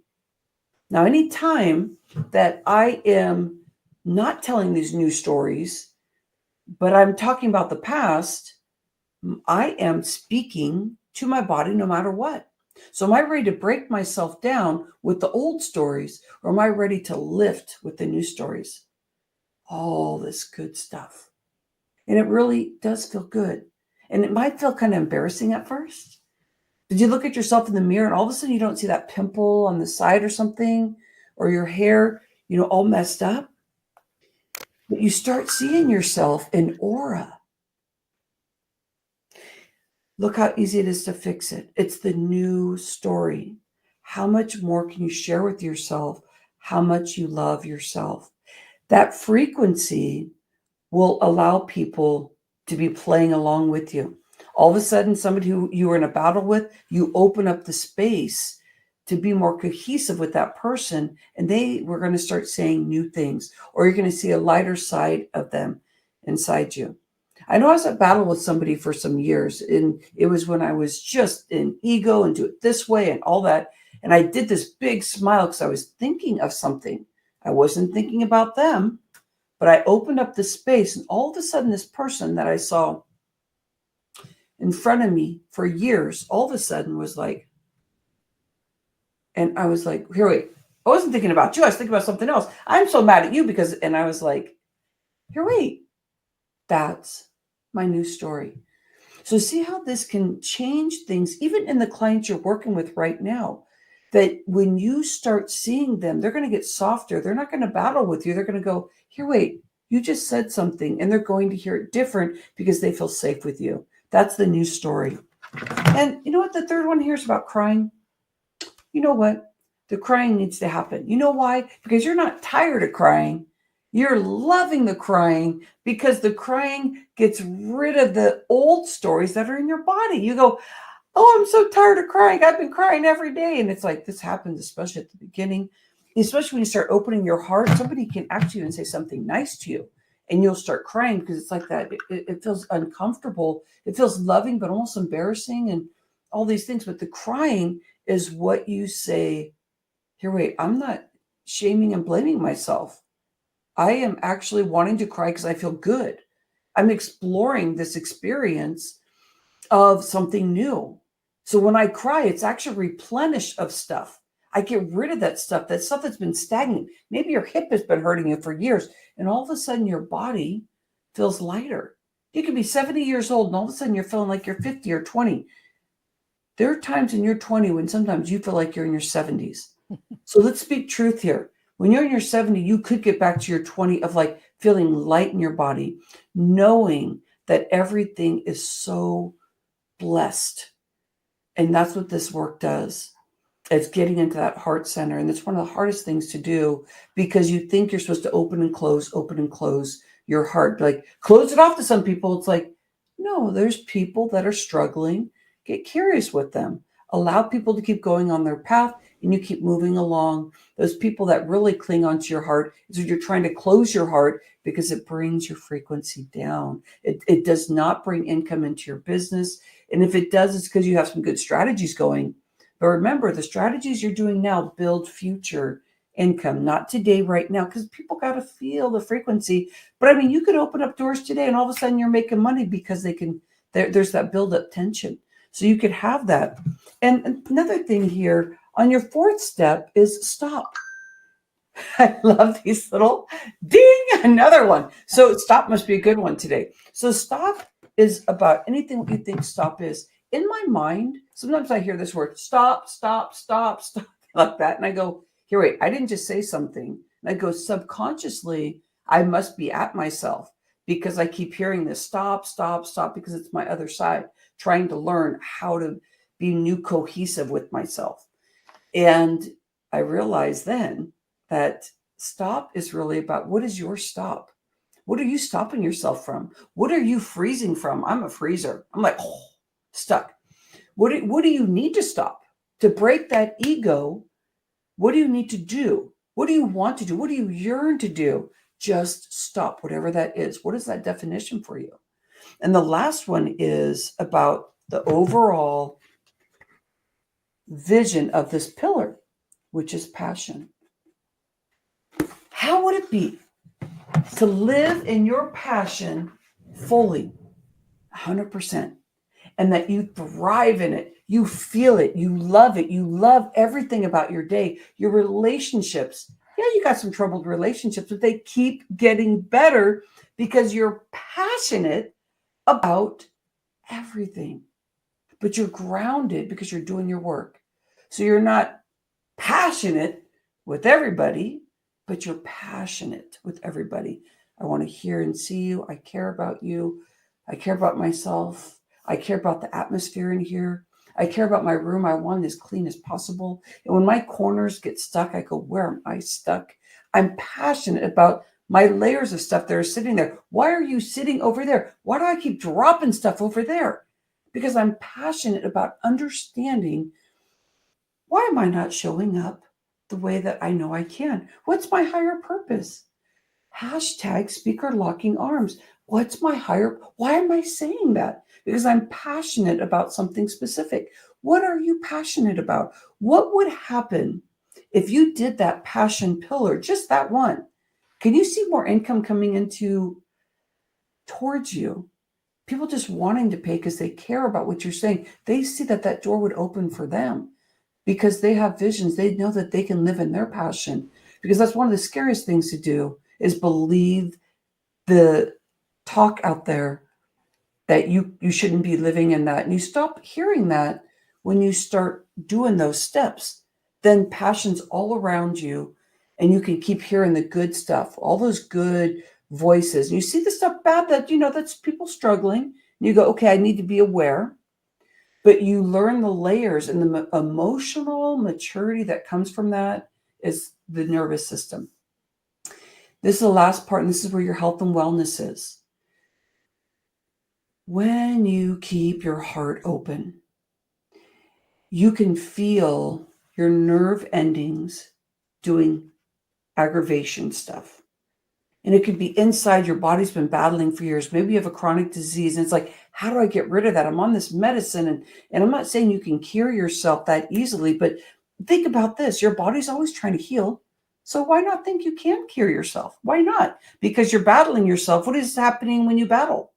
Yeah, your body's not being able to rest. If your nervous system, which speaks directly to every cell in your body, 74 trillion cells, speaks to the ATP process, which you need water, protein, oxygen, and you need liquid to be able to combust every part of energy in your body. I was on thyroid medicine for 20 years. I stopped myself, froze myself, because I thought everything about me was wrong. And I realized everything's okay. Everything is safe. All these words I'm saying are the steps I want you to take to really feel it. This is your time. This is your time to stop the blaming and shaming in yourself. This is your time to be able to partner with Fresh Talks Global Vision, partner with us. Use the hashtag speaker locking arms. Open your voice. Stop the blaming and shaming. And when you look out there, give more love. Don't fight. Give more love so that we can be emotional IQ up leveled.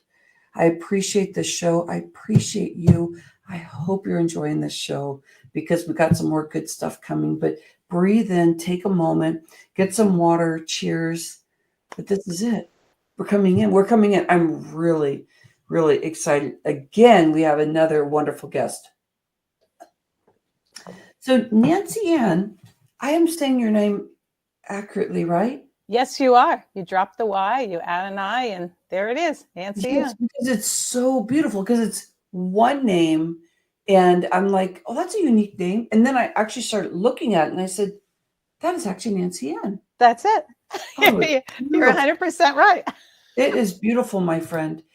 Well, welcome here. And this is actually, everybody, this is actually the first time I've met Nanciann. And I believe I met you, and I want to give a drop for Lisa Reed, because Yes. Lisa Reed runs the International Speaker Network. This woman is incredible in her frequency. When she brings this group together, she teaches so much. At first, it was so overwhelming to me, because my mind was like, like chattering the whole time, like, because she was changing my DNA, just being part of what she was doing. Now I just get to flow with her, which is wonderful. But I met you through that group, didn't I? Yes, you did. It was fabulous. It was on a Zoom with other people. Yes. Yeah, it was wonderful seeing you. So, my friend, I want to do a bio for you, and I want to be able to speak about what you're doing. But I really love your energy. Before I do the bio and stuff, can we talk about just your playfulness, the way that when you talk about New York City? Can we just talk a moment about that, just to kind of get a nice little fun vibe about you? Of course. And Rhonda, I was listening to you, and some of the things you said are what I talk about. I talk about curiosity is generosity, and generosity is curiosity. So let's be curious about others, and we're being generous because we're sharing our time and our interest. And that's one of my sayings. Curiosity is generosity, and generosity is curiosity. So it's like we're on the same wavelength. And passion, I talk about that. And my big thing is when you said stop it. There is a funny video out there. Everybody has to go. Bob Newhart, and he talks about stop it. Have you seen it? No, but I love Bob Newhart. Oh, it's such a riot. Somebody comes in and they want to be counseled, and he says, I'll settle all your problems in 5 minutes. And the girl goes, really? Usually it takes a while. And she talks about something, and he goes, stop it. And then she talks about something else. He says, stop it. And then he goes, okay, it's only 4 minutes. You want to talk about something else? And he said, stop it. And then she goes, what? You are just going to laugh. You have to go to Bob Newhart. Stop it. I have to. We have the same wavelength. And then the other thing you talked about was saying yes. So I wear this pin. I have to get a bigger one made. It says yes and, because this is my passion in life. If people would learn to say yes, and it will open doors. And here we go. I got to show you my no but shuts the doors. This is that is my calling card. And when I was speaking once or twice, people go, you said no but you didn't hit your butt. So just think about it. We want to say no because we can't do this and we can't do that, which is true. So you say yes, and Rhonda, thanks for asking me to go on that trip with you. The next 3 months are kind of filled up, but I bet in 4 months I could do it. You talk to your little kids. Yes, and honey, you could have dessert after you eat your healthy food. Yes, and we'll go to the park after you do your homework. I love it. I was speaking at a university and some kid goes, can I put yes, and mom, I'll be done studying in 2 hours? I go, yeah, because everybody's studying at home now. And so he put this big note on his door. And the minute the mom was ready to knock on the door, she's like, okay. So we need to teach people and stop. Here it goes. Stop multitasking. It ages your brain. It shortens your telomeres. People want you to multitask. They say my project is more important than Rhonda's. My story is more important. So you go, yes, and I will be with you in that project in 2 hours. Stop multitasking. I don't drive and talk. I don't drive and text. I get to places ridiculously early. And if people are carpooling with me, they know that because I go, beep, beep, I'm ready. And they're like, but then you get there early. Then you do your phone. Then you do your text. Come on, people, stop multitasking. It ages your brain. We have telomeres in our brain, and that's just makes them fray. I want my telomeres to come back together. I want to live to be 120. Nanciann, I love this. Okay, so we're going to be talking about telomeres. I love that because that's actually very, very, because we're talking about health here. Yes. It's very, very important. Okay, so I'm noticing your bio just reads lovely about you. Because of the improvisation, the acting, I love your energy. Thank you for being here. So let me do the bio for you. But we're going to talk about telomeres, and we're going to be talking about health, and we're going to be talking about multitasking. Anything else that you want to throw out there? Because my saying in life is enjoy your moments. I have t-shirts that say that. Enjoy your moments.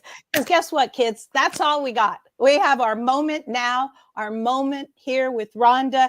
And don't worry about the future. I have friends that say, oh, I can't do that on Saturday because it might rain. Well, it might not rain. So don't worry in advance.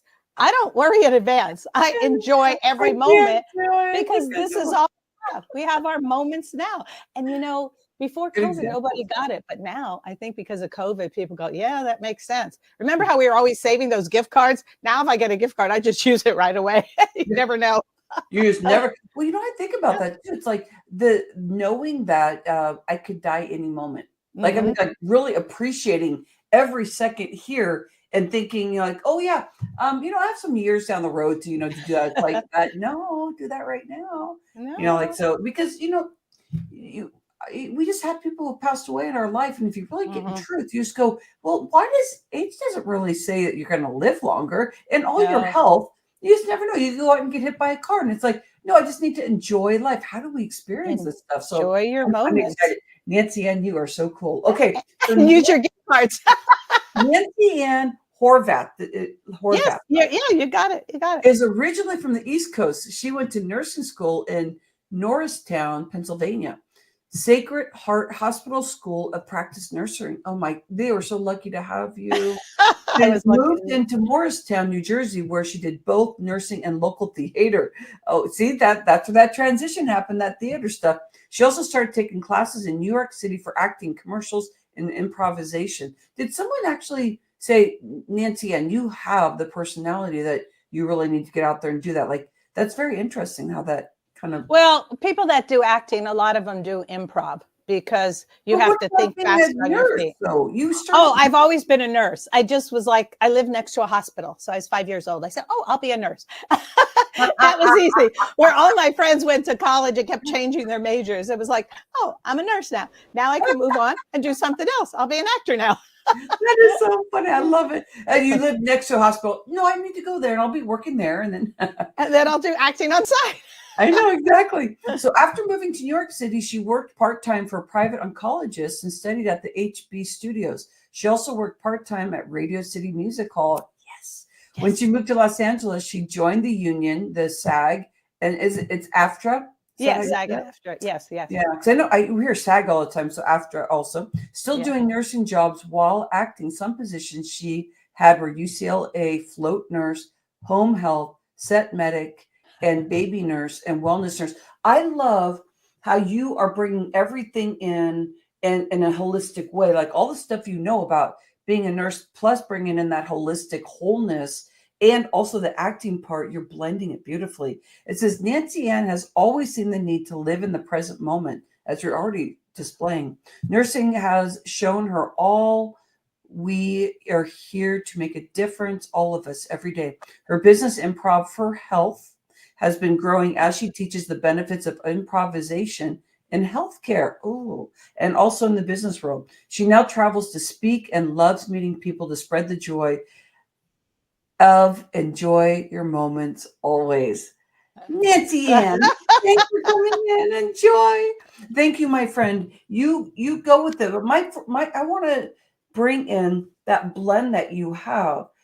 When did you know that you really actually were going to be bringing in the blend of the stuff? It's like, okay, I'm going to be a nurse because that's going to make it easy. But have you always thought in silos like this is here and this is here, or have you always kind of just thought that things blended? Because I think I don't think of asking people this question, but the way that you flow, it just seems like you're just working present and you're just bringing stuff in as you go along.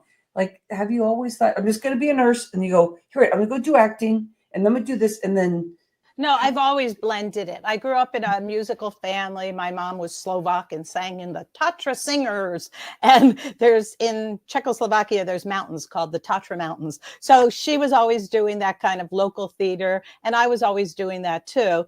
And then it was a matter of moving to New Jersey and New York and seeing that I could do both. And I think people need to realize that you don't just, and especially now the young people, they don't just pick one career. And you know, this book, Start With Your Why, everybody knows it, by Simon Sinek. If you don't know it, you should read it. And, Mhm. you know, I was working. For me, it was more important to work when I wanted to work. So I didn't care where they put me. So I was at UCLA and I did float nurse and ortho and all these different, and they put me on the cardiac floor. And I saw younger and younger people having heart attacks. And then I started doing a lot of research about the brain. And it's like what you hold up here affects every organ down to your, what the heck, this is a podcast, into your baby toe. so everything affects different organs. And I was telling somebody the other day, did you know anger weakens your liver? Grief weakens your lungs. Worry weakens your stomach. How many people do we know with stomach issues? Stress weakens your heart and your brain, and fear weakens your kidneys. So why do we hold this in? And I put together a slideshow when I travel, and one of them has a big windstorm. And we were talking about let it go. And it says whoosh. And we need to remember whoosh every day. And when things get tough, look at your shoulders, say, the Lord gave me two good shoulders, and let it go. Now, the other thing we could do is say ouch. So I'm out and this beautiful Rhonda has heels on and she steps on my toe. I say ouch. She says sorry. Now we're friends. But how many times does somebody say something to you? You don't say ouch. You don't acknowledge it. They don't know they hurt you.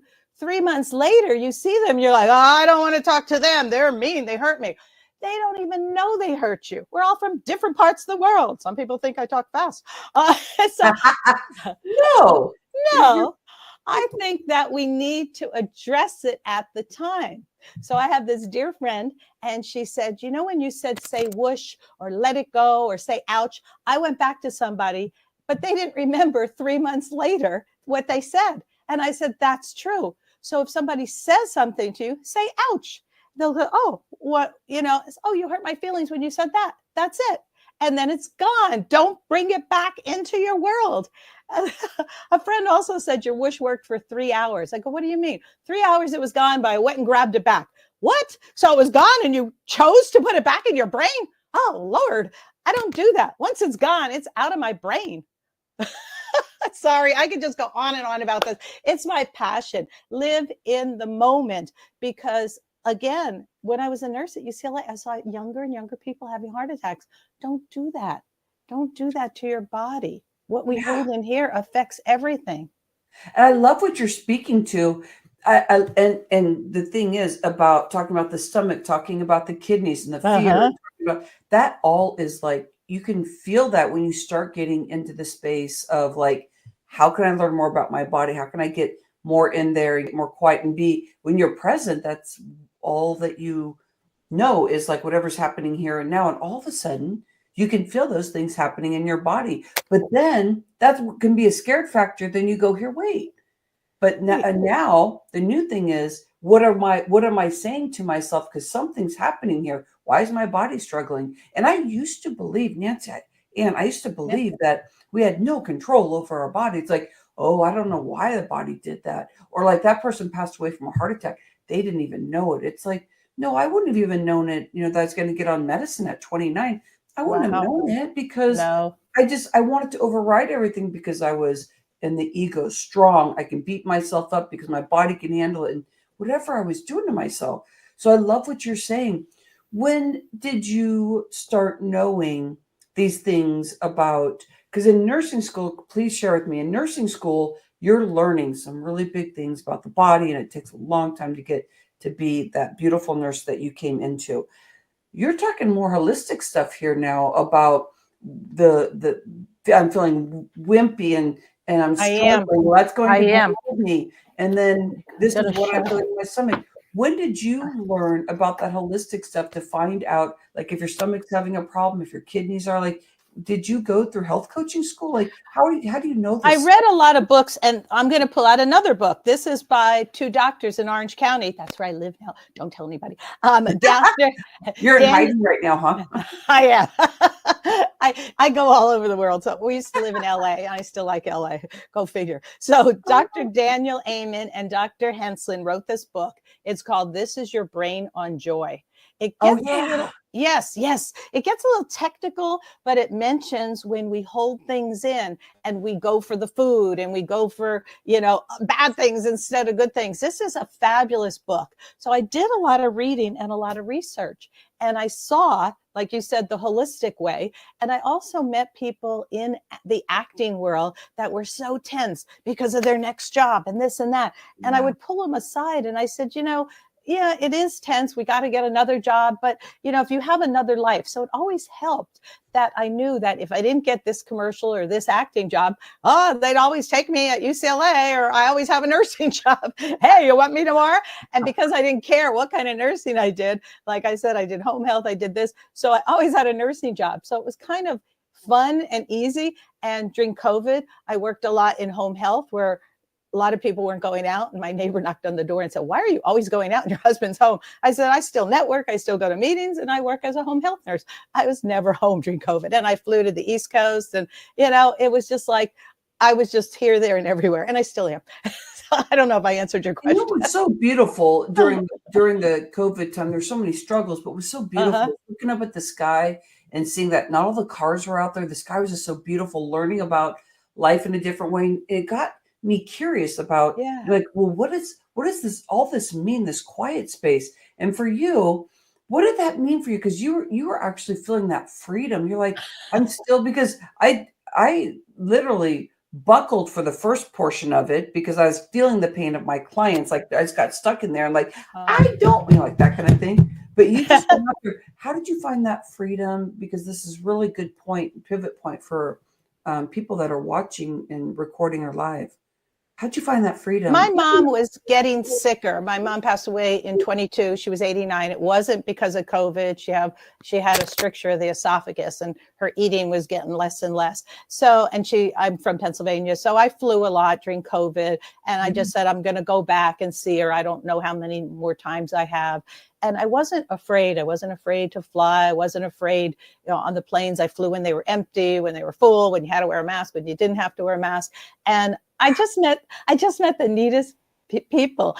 There was this big guy, and he had one of those gaiters on, where it's more of a neck gaiter, and he pulled it up like this. And the lady at the airplane wasn't going to let him on. She goes, "Sir, you need a mask." And I said, "He has a mask." "No, that's a gaiter." And then I said, well, you have one right back there. I see it. And she rolls her eyes and said, he needs to bring his own. So I pretend like I'm really going to climb over the balcony or whatever, it was a stand. I put my foot up and I go, I'll just reach over and grab him one. And she goes, oh, and she throws him one. And he puts his big arm around me. He goes, thanks, honey. I said, no problem. That's what I'm here for. She had one back there, but she wasn't going to give it to him. So I'm that person at the airport that if I see a problem, I speak up. I get involved. Yeah. And I started doing stand-up, those silly commercials from Progressive, the ones like, don't become your parent. Well, that's me at the airport. Excuse me, Miss Rhonda. I see your shirt on backwards. You want me to turn it inside out for you? Excuse me, little boy. Put your knee up here and I'll tie your shoe. That's me. What I love is that you really are partnering with us here. The hashtag speaker locking arms, like opening the voice, letting people feel loved. What do you believe? Because you're displaying it beautifully, but what do you believe you are here on earth for? Because what I'm hearing is laughing, playfulness. There is no right or wrong. Like you said, you talk fast, and it's like, yeah, because you're not anybody else but Nanciann. So. Like, what is the thing that you believe that you are here for? What's your vision? We need to share our passion with everybody and share our moments. So many times people edit themselves and they're afraid to do something. I walk into the restrooms at the airports and I clap real big and I go, wow, these toilets are so sparkly. And I had a lady cry on my shoulder. She goes, I've been doing this 40 years. Nobody ever thanks me. I said, thank you for coming to work today. And then I told like a friend, why don't you do that? And she's like, oh, what would she think of me? I go, well, first of all, she'll probably never see you again. It's not about you. It's about her. Just, you don't have to do it big and silly like I do. You could tap her on the shoulder and say, thanks for coming to work today. So I think we all need to stop editing ourselves and thinking 5 times. If I say this, what will they say? Just say it. And sometimes we do put our foot in our mouth and we have to say, oops, and take it out. I've done that many times. And that's human, right, Nancy? And that's human. We need to go back to that. So when I was telling my parents what my business was going to be, Improv for Health and common sense is not so common. My dad owned a hardware store in Bethlehem, Pennsylvania, similar to like the Richie Cunningham. Yeah, he can sell anything. Oh, we have an extra toaster. We'll just take that. But it was a real hardware store. I didn't know the difference between nuts and bolts and screws and all that. My sisters did. But I would walk up and down the aisle with the guys from Lehigh University, and together we would find it. My dad goes back to talking to people. And this is what we need to do. Put down your cell phone, kids. Talk to people. There are friends out there who are probably having problems. Say, let's go out for coffee. Let's sit down. Why can't we all do that every day?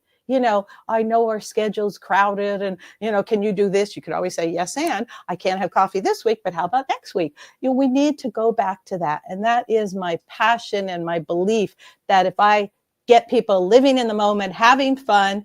Oh, I have to tell you one more thing, because I talk fast in my comedy shows. I say, everybody hold up your hands. And that means pause and I'll slow down. Or I may just do one of these things. Get ready. Yeah, I'm the only person that barks on stage.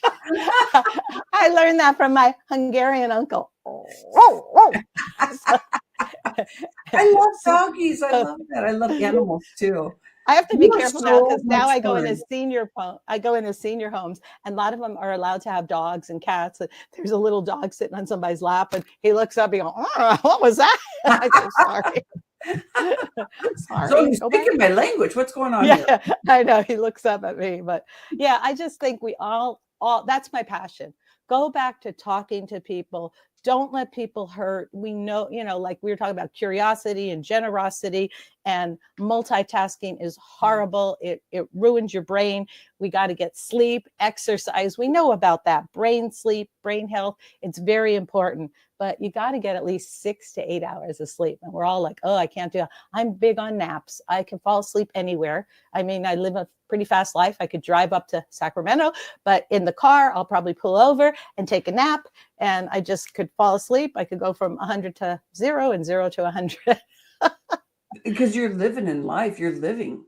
I just take a deep breath and fall asleep. And my trick now in the car is I put sunglasses on and I hold a book and my head goes like this for 20 minutes. And then that's it. As you're driving?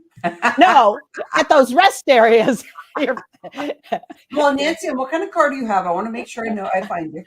No, it's great because you are living life fully. I mean, I think your vision is so incredibly infectious, Thank, and we should put it with the hashtag so I can follow thank you you. and you use your hashtag. Thank you.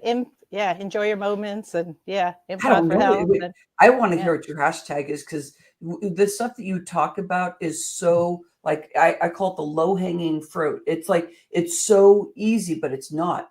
that's That's what the it hard is. part. It's like the low hanging fruit should be easy. You should be able to just pick that pear, pick whatever you want. And it's like we keep thinking things have to be really, really hard. And you're saying, hey, just take a breath. Take a Hey, just breath. hey, just Yeah. be just be present. Well, my brain chatters. Well, no, but just breathe in and just know that right here is where you want to be. Yeah, And but life don't should be overthink harder. it. I'm Yeah. supposed And to be climbing. I'm supposed to be don't doing overthink it, and elevate people every day. That's my other saying. Like at the airport, that guy needed a mask. So, I found one. It was right there.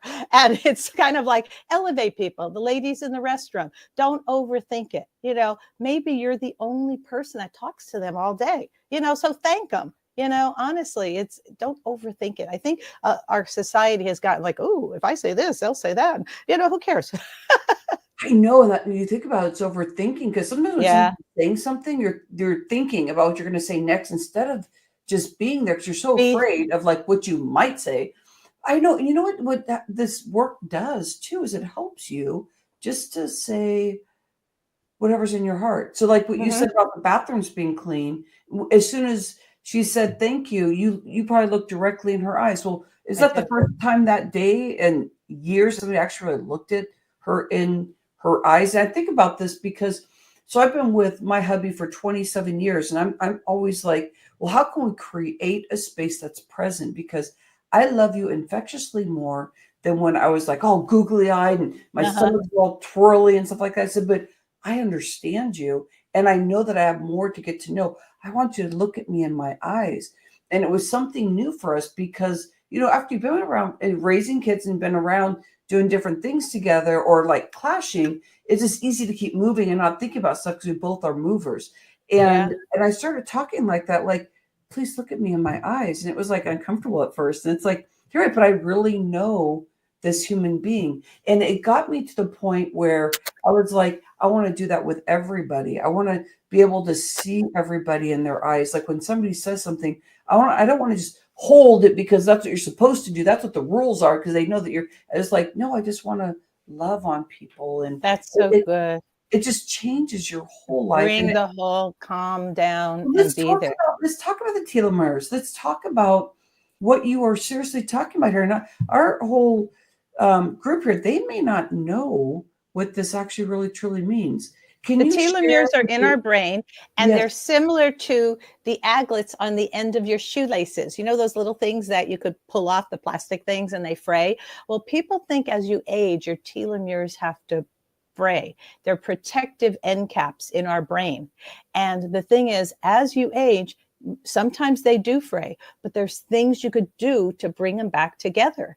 And it was those health things I was talking about: exercise, sleep at least 6 to 8 hours, get your inflammation down, brain exercise, socialization, nutrition, get your medical conditions under control, your stress, and don't multitask.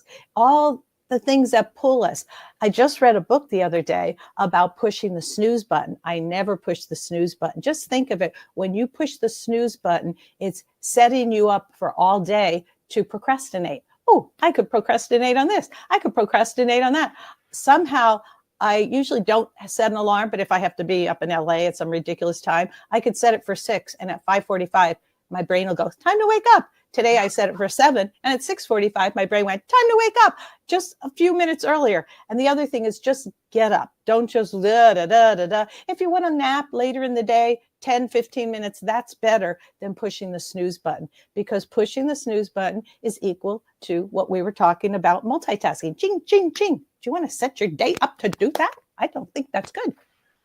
There's so many good things about health and wellness too, because Yeah.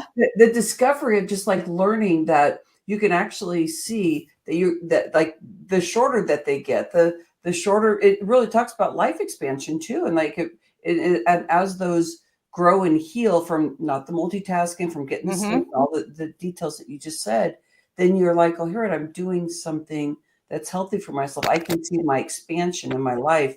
Yeah, I'm going to be around here longer if I continue to do those things. I And we find know that people in other countries, Japan and China, they live very long and they don't multitask. And we have to start looking at, there's a lot of talk about the blue zone. Why are people living past 100, 110, 120? I used to say I wanted my life to go to 100. And then Robbie Motter, who started Global Society for Female Entrepreneurs, she says, I just increased my number to 120. So you have to increase yours too. And she's only 89 and she travels all over the world. She writes books and she just says, we have to always have a purpose, always see the vision. And okay, so I increased my number to 120.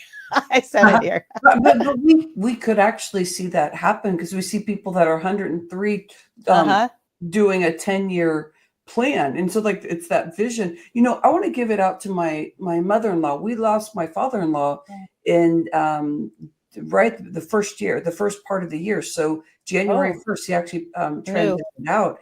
And my mother-in-law, she was with this man for 70 something years. And so she's discovering this beautiful life with, without the man that's been by her side. She's working out. Her mind is so spry. Her life is just, she giggles just like a schoolgirl. She's just I love it. I'm so blessed to be able to watch this woman become stronger and stronger.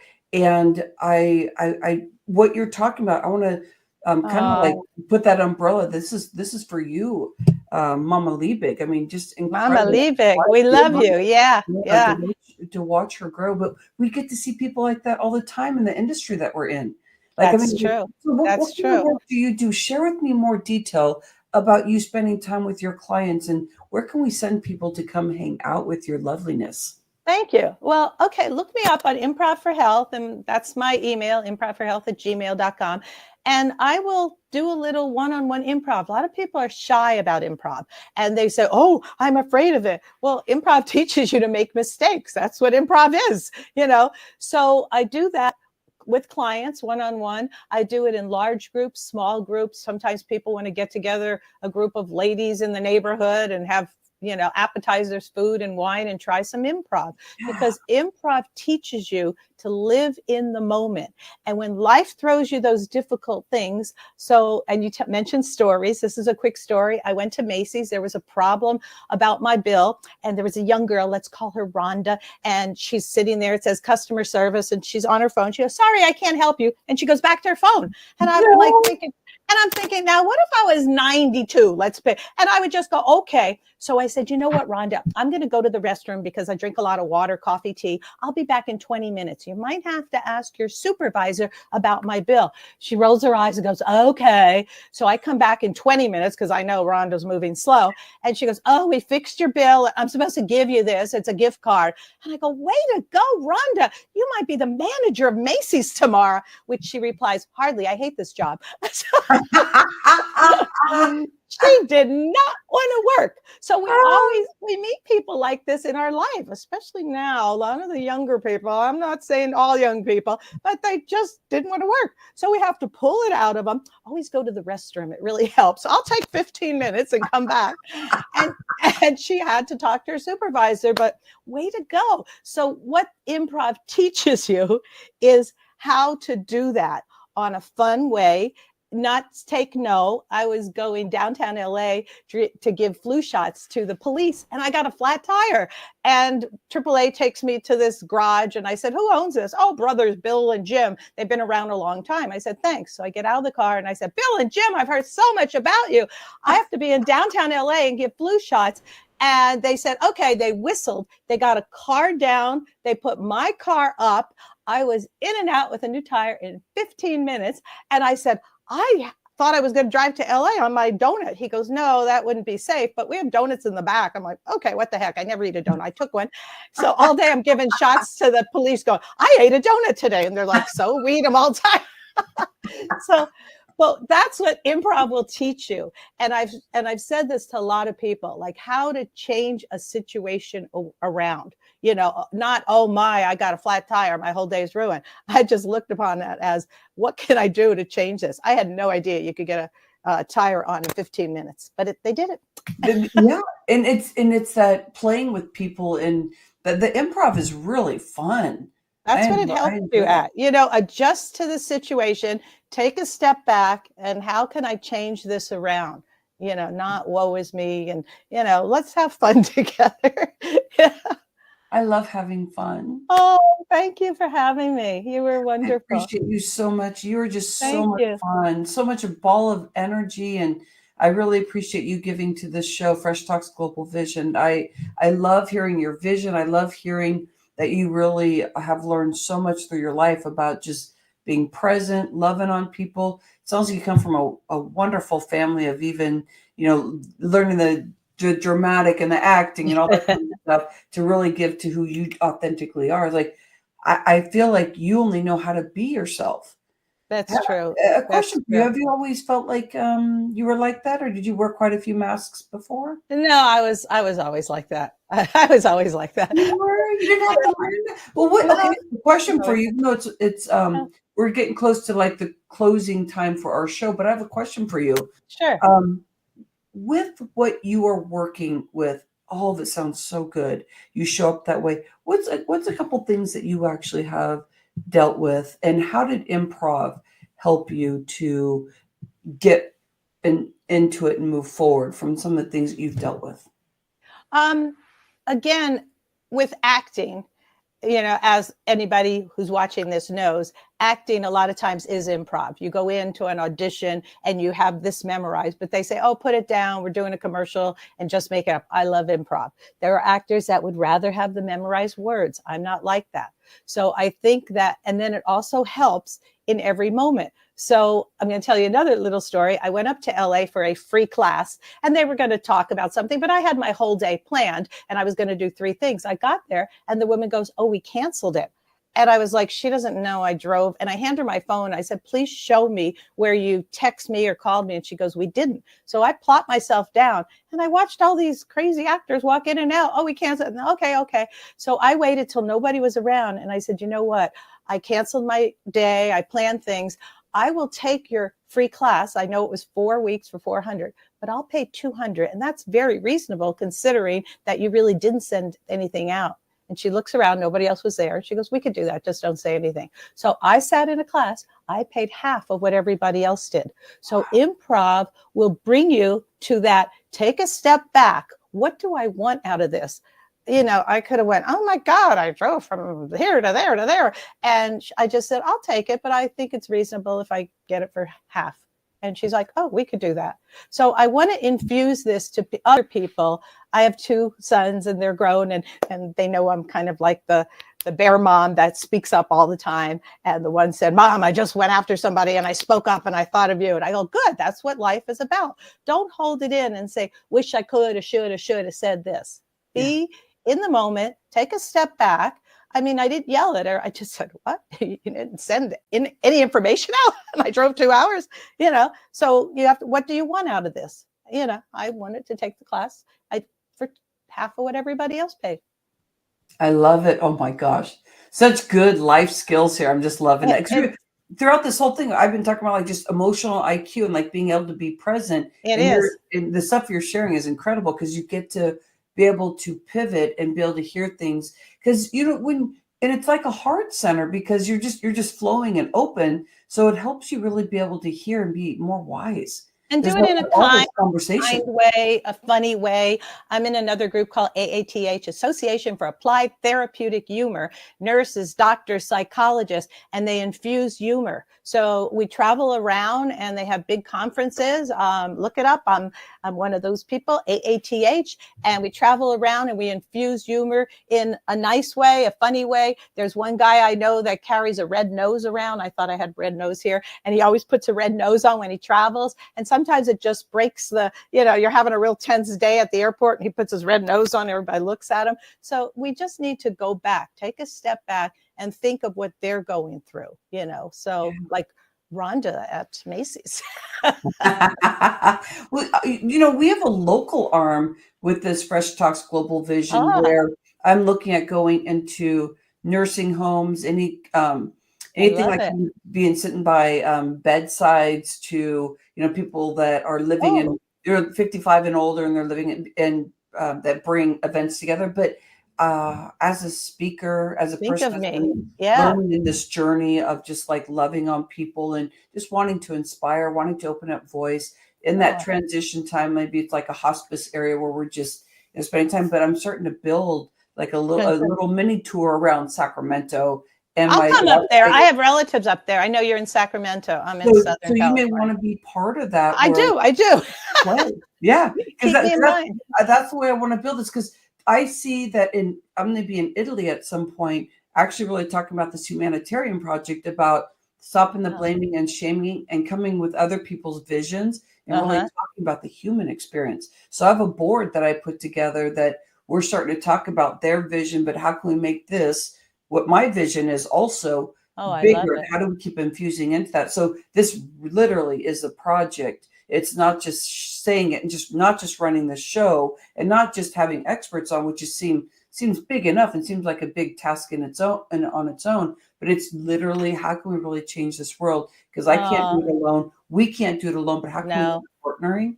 So I love what you're saying. So we'll keep Oh, in touch. okay. I love it. I don't mind driving and traveling. Me neither.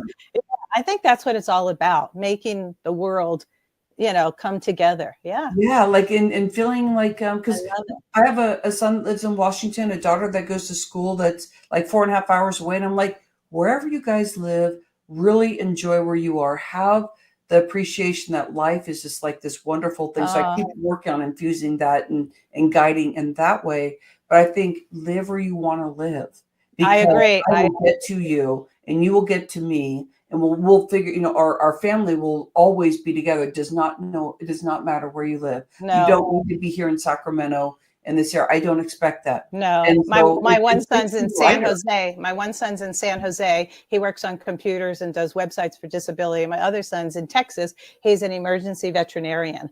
And at one point, one mom in California was depressed because her daughter moved to the Valley. Now, the Valley's an hour away from Orange County. And I said, jump in my car. I'll drive you. Presently, I have one in China and one in Grenada. So yeah. So the kid that's now in San Jose, he was living in China for a full year. And the kid that's in Texas, he was in Grenada. And she was so depressed because her daughter moved to the Valley. And I'm not there. But that's what we get to do is like what you say, like you get to Yeah. open and expand people's vision because they just haven't had that exposure. They keep telling us that they can't have it. They just don't realize that they can't, that they really can. You can have anything you want And to at any age, God bless Mrs. at any 120. We said 120. 120. But your mother-in-law that's trying new things. I admire. Here's a clap for her. Yeah, Oh, I'm going to she's give a her. personal trainer. She's doing awesome. Here's a big clap for her. Good for her. Or I'll put a tiara on for her too because she's the queen. Okay, here we go, Mom Liebig. There she is, a clap and a tiara. Good for her for doing new things. So she's going to live a long time. Yeah. Yeah, we are so proud of her. We're all on this journey, but when you see somebody that just says she's like the monarch of the family, like you get to stand and enjoy that, but sometimes it's a very scary thing to do Mm-hmm. because everybody's dying around you, and you go, oh, but then you go, here, wait, I get to.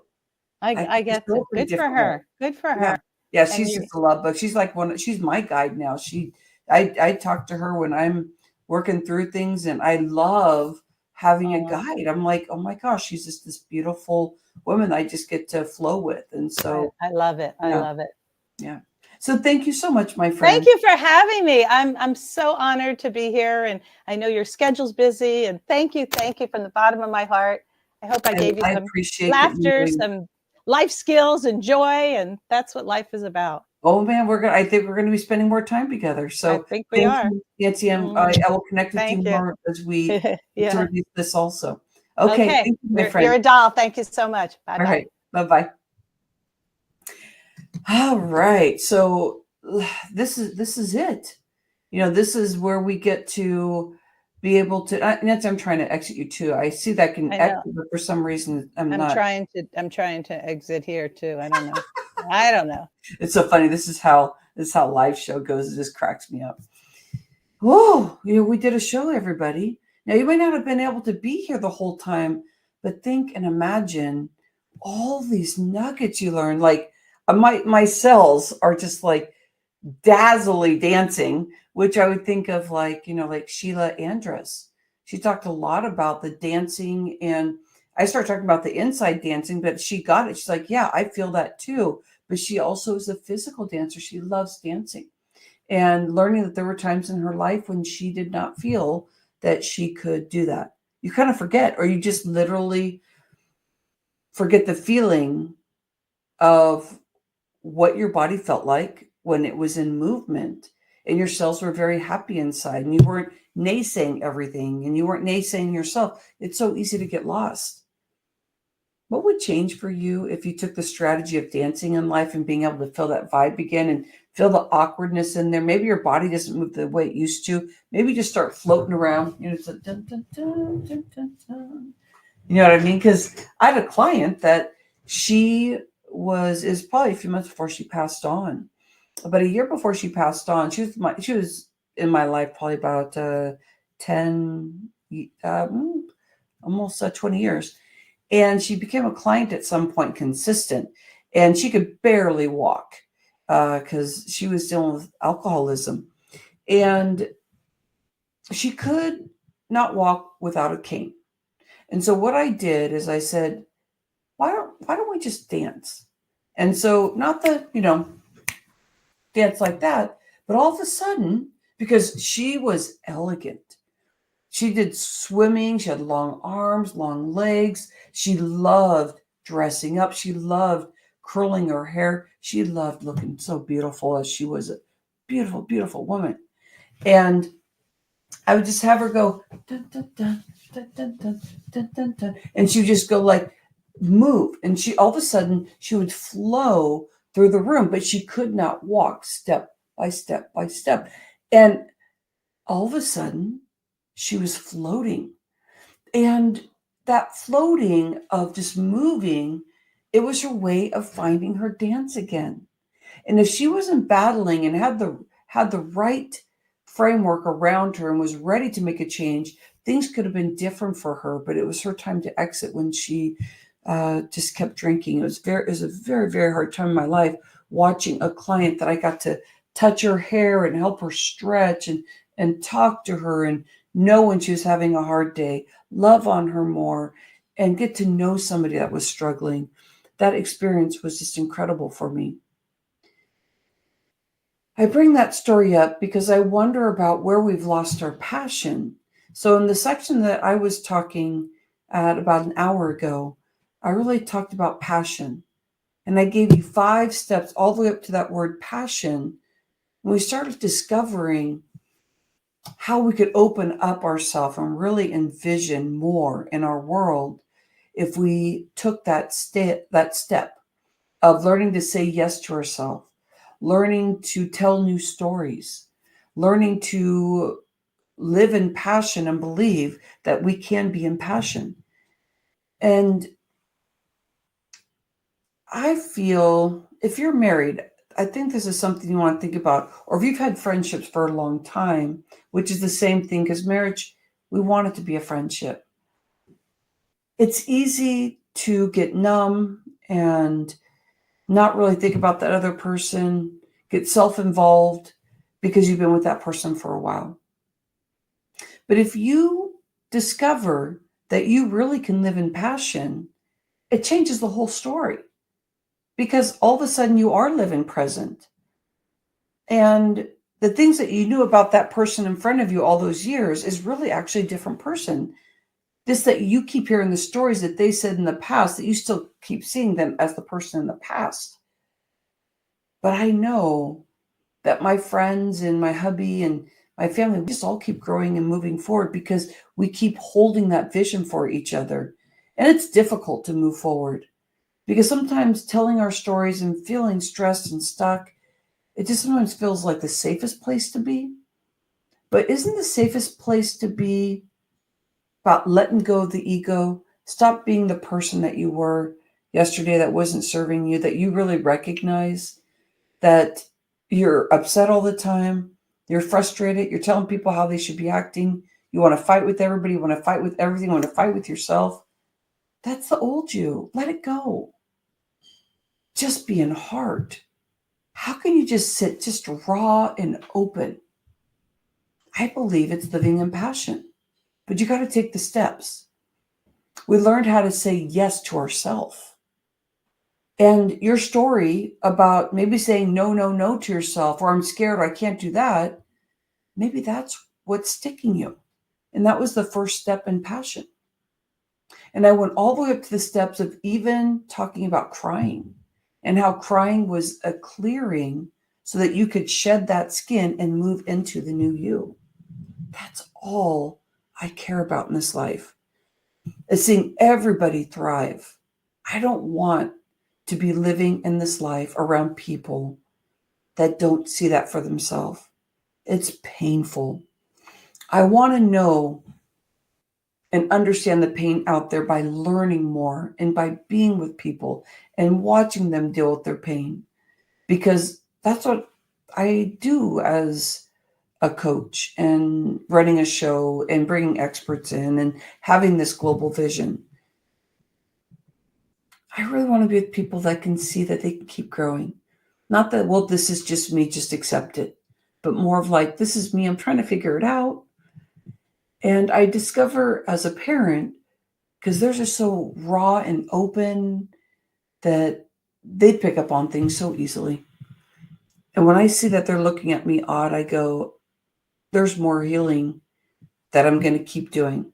And as Nanciann said, you can live to be 120 now. And so I said, okay, I'm claiming 120 now. But it really has to do with being in alignment with what I was just talking about. You can't stay the old you. You need to shed the old you to be in with the new space of really seeing to even be living to be 80. From 80 to be 90, there's some experiences and so much belief and so much love you want to have in your heart to get there. And then once you're in your 90s, it's a whole different game. And I think the 90s is like the new 40s and the new 50s, well, new 50s now. It's like 90, all of a sudden you realize you're not just your aches and pains. You can actually build your strength. You can see life in a more cherry kind of a way. Keep yourself grounded so you know that you're there for the people that are struggling, but you're there for yourself, and that you're learning to love on people more and more. I want to learn to love on people more and more. How about you? I'm going to leave that with you right now. And I want to welcome all the love in towards Nanciann, because that energy and vitality and consistent love on people and speaking your mind and standing up for people and being present with those people that are struggling right in front of, at the plane, and, helping somebody actually reach to go get them something because the stewardess wouldn't, because they were afraid of that person. But you start thinking about the things that you get to do. So I thank you, Nanciann, for being with us. So this is another good show. We did it. We did it. Come hang out with me. I would love for you to get on my calendar. If you are a speaker, come and hang out and be a speaker on our show. But I want to talk to you first. I want to make sure you have good alignment, what you're doing, and all those things. And I will welcome you in wholeheartedly if you're growing. That's what I'm looking for. If you go into rhondaliebig.com/tree, TREE, you'll be able to read stuff upon what I am up to, what I'm doing. And you can also find me on social media, Rhonda Liebig. My last name is Lieb, as in boy, IG. And tell me you want to get on my calendar because there's certain things you want to talk to me about. I am here for you. And I will get you a link so you can have a conversation with me. And we can start talking about like what your vision is. Or we can talk about what you're trying to heal from, because I have a group that I call Get Raw, Go Bold, Be You Energy Activation class. And I do that a couple times through the month and allow them the space to be able to practice being coherent with their heart and mind, and being able to clear their body from stress, but I'm guiding people in the way of, you got this, you got the information in you. If you're looking for running a podcast, well, I've been doing this for 8 years. To do it as smooth as I did today, I always see the more that I can do and the better things I can do. But I know it took a lot of years for me to do what actually I did all these hours of running this podcast today. I run this thing where I help people launch their podcast connected to their business so that their business will thrive through their podcast. And as it thrives, you increase your income, and that's your umbrella, and it feeds in your books and your speaking engagements and everything that you do in your flow and your service. I do specific things with businesses. I will help you grow your income. As you know, with the plaques that I was talking about, that I use words and I help you evolve emotionally by just unhooking and releasing things that you're ready to let go so that you can keep moving forward. I'm a very strong mindset coach. I really care about your energy. And so I'm an energy activator. And I want you to be able to see yourself move forward. I won't allow you to just stay stuck. You want to move forward. That's part of your healing in your body, within your body.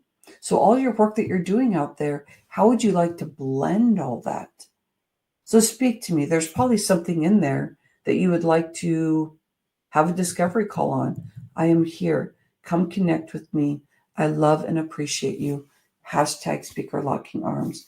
I appreciate you so much and all the love over the 8 years of doing all this podcast and the shows and everything I've been doing, because I really care about what this world is up to. How about you?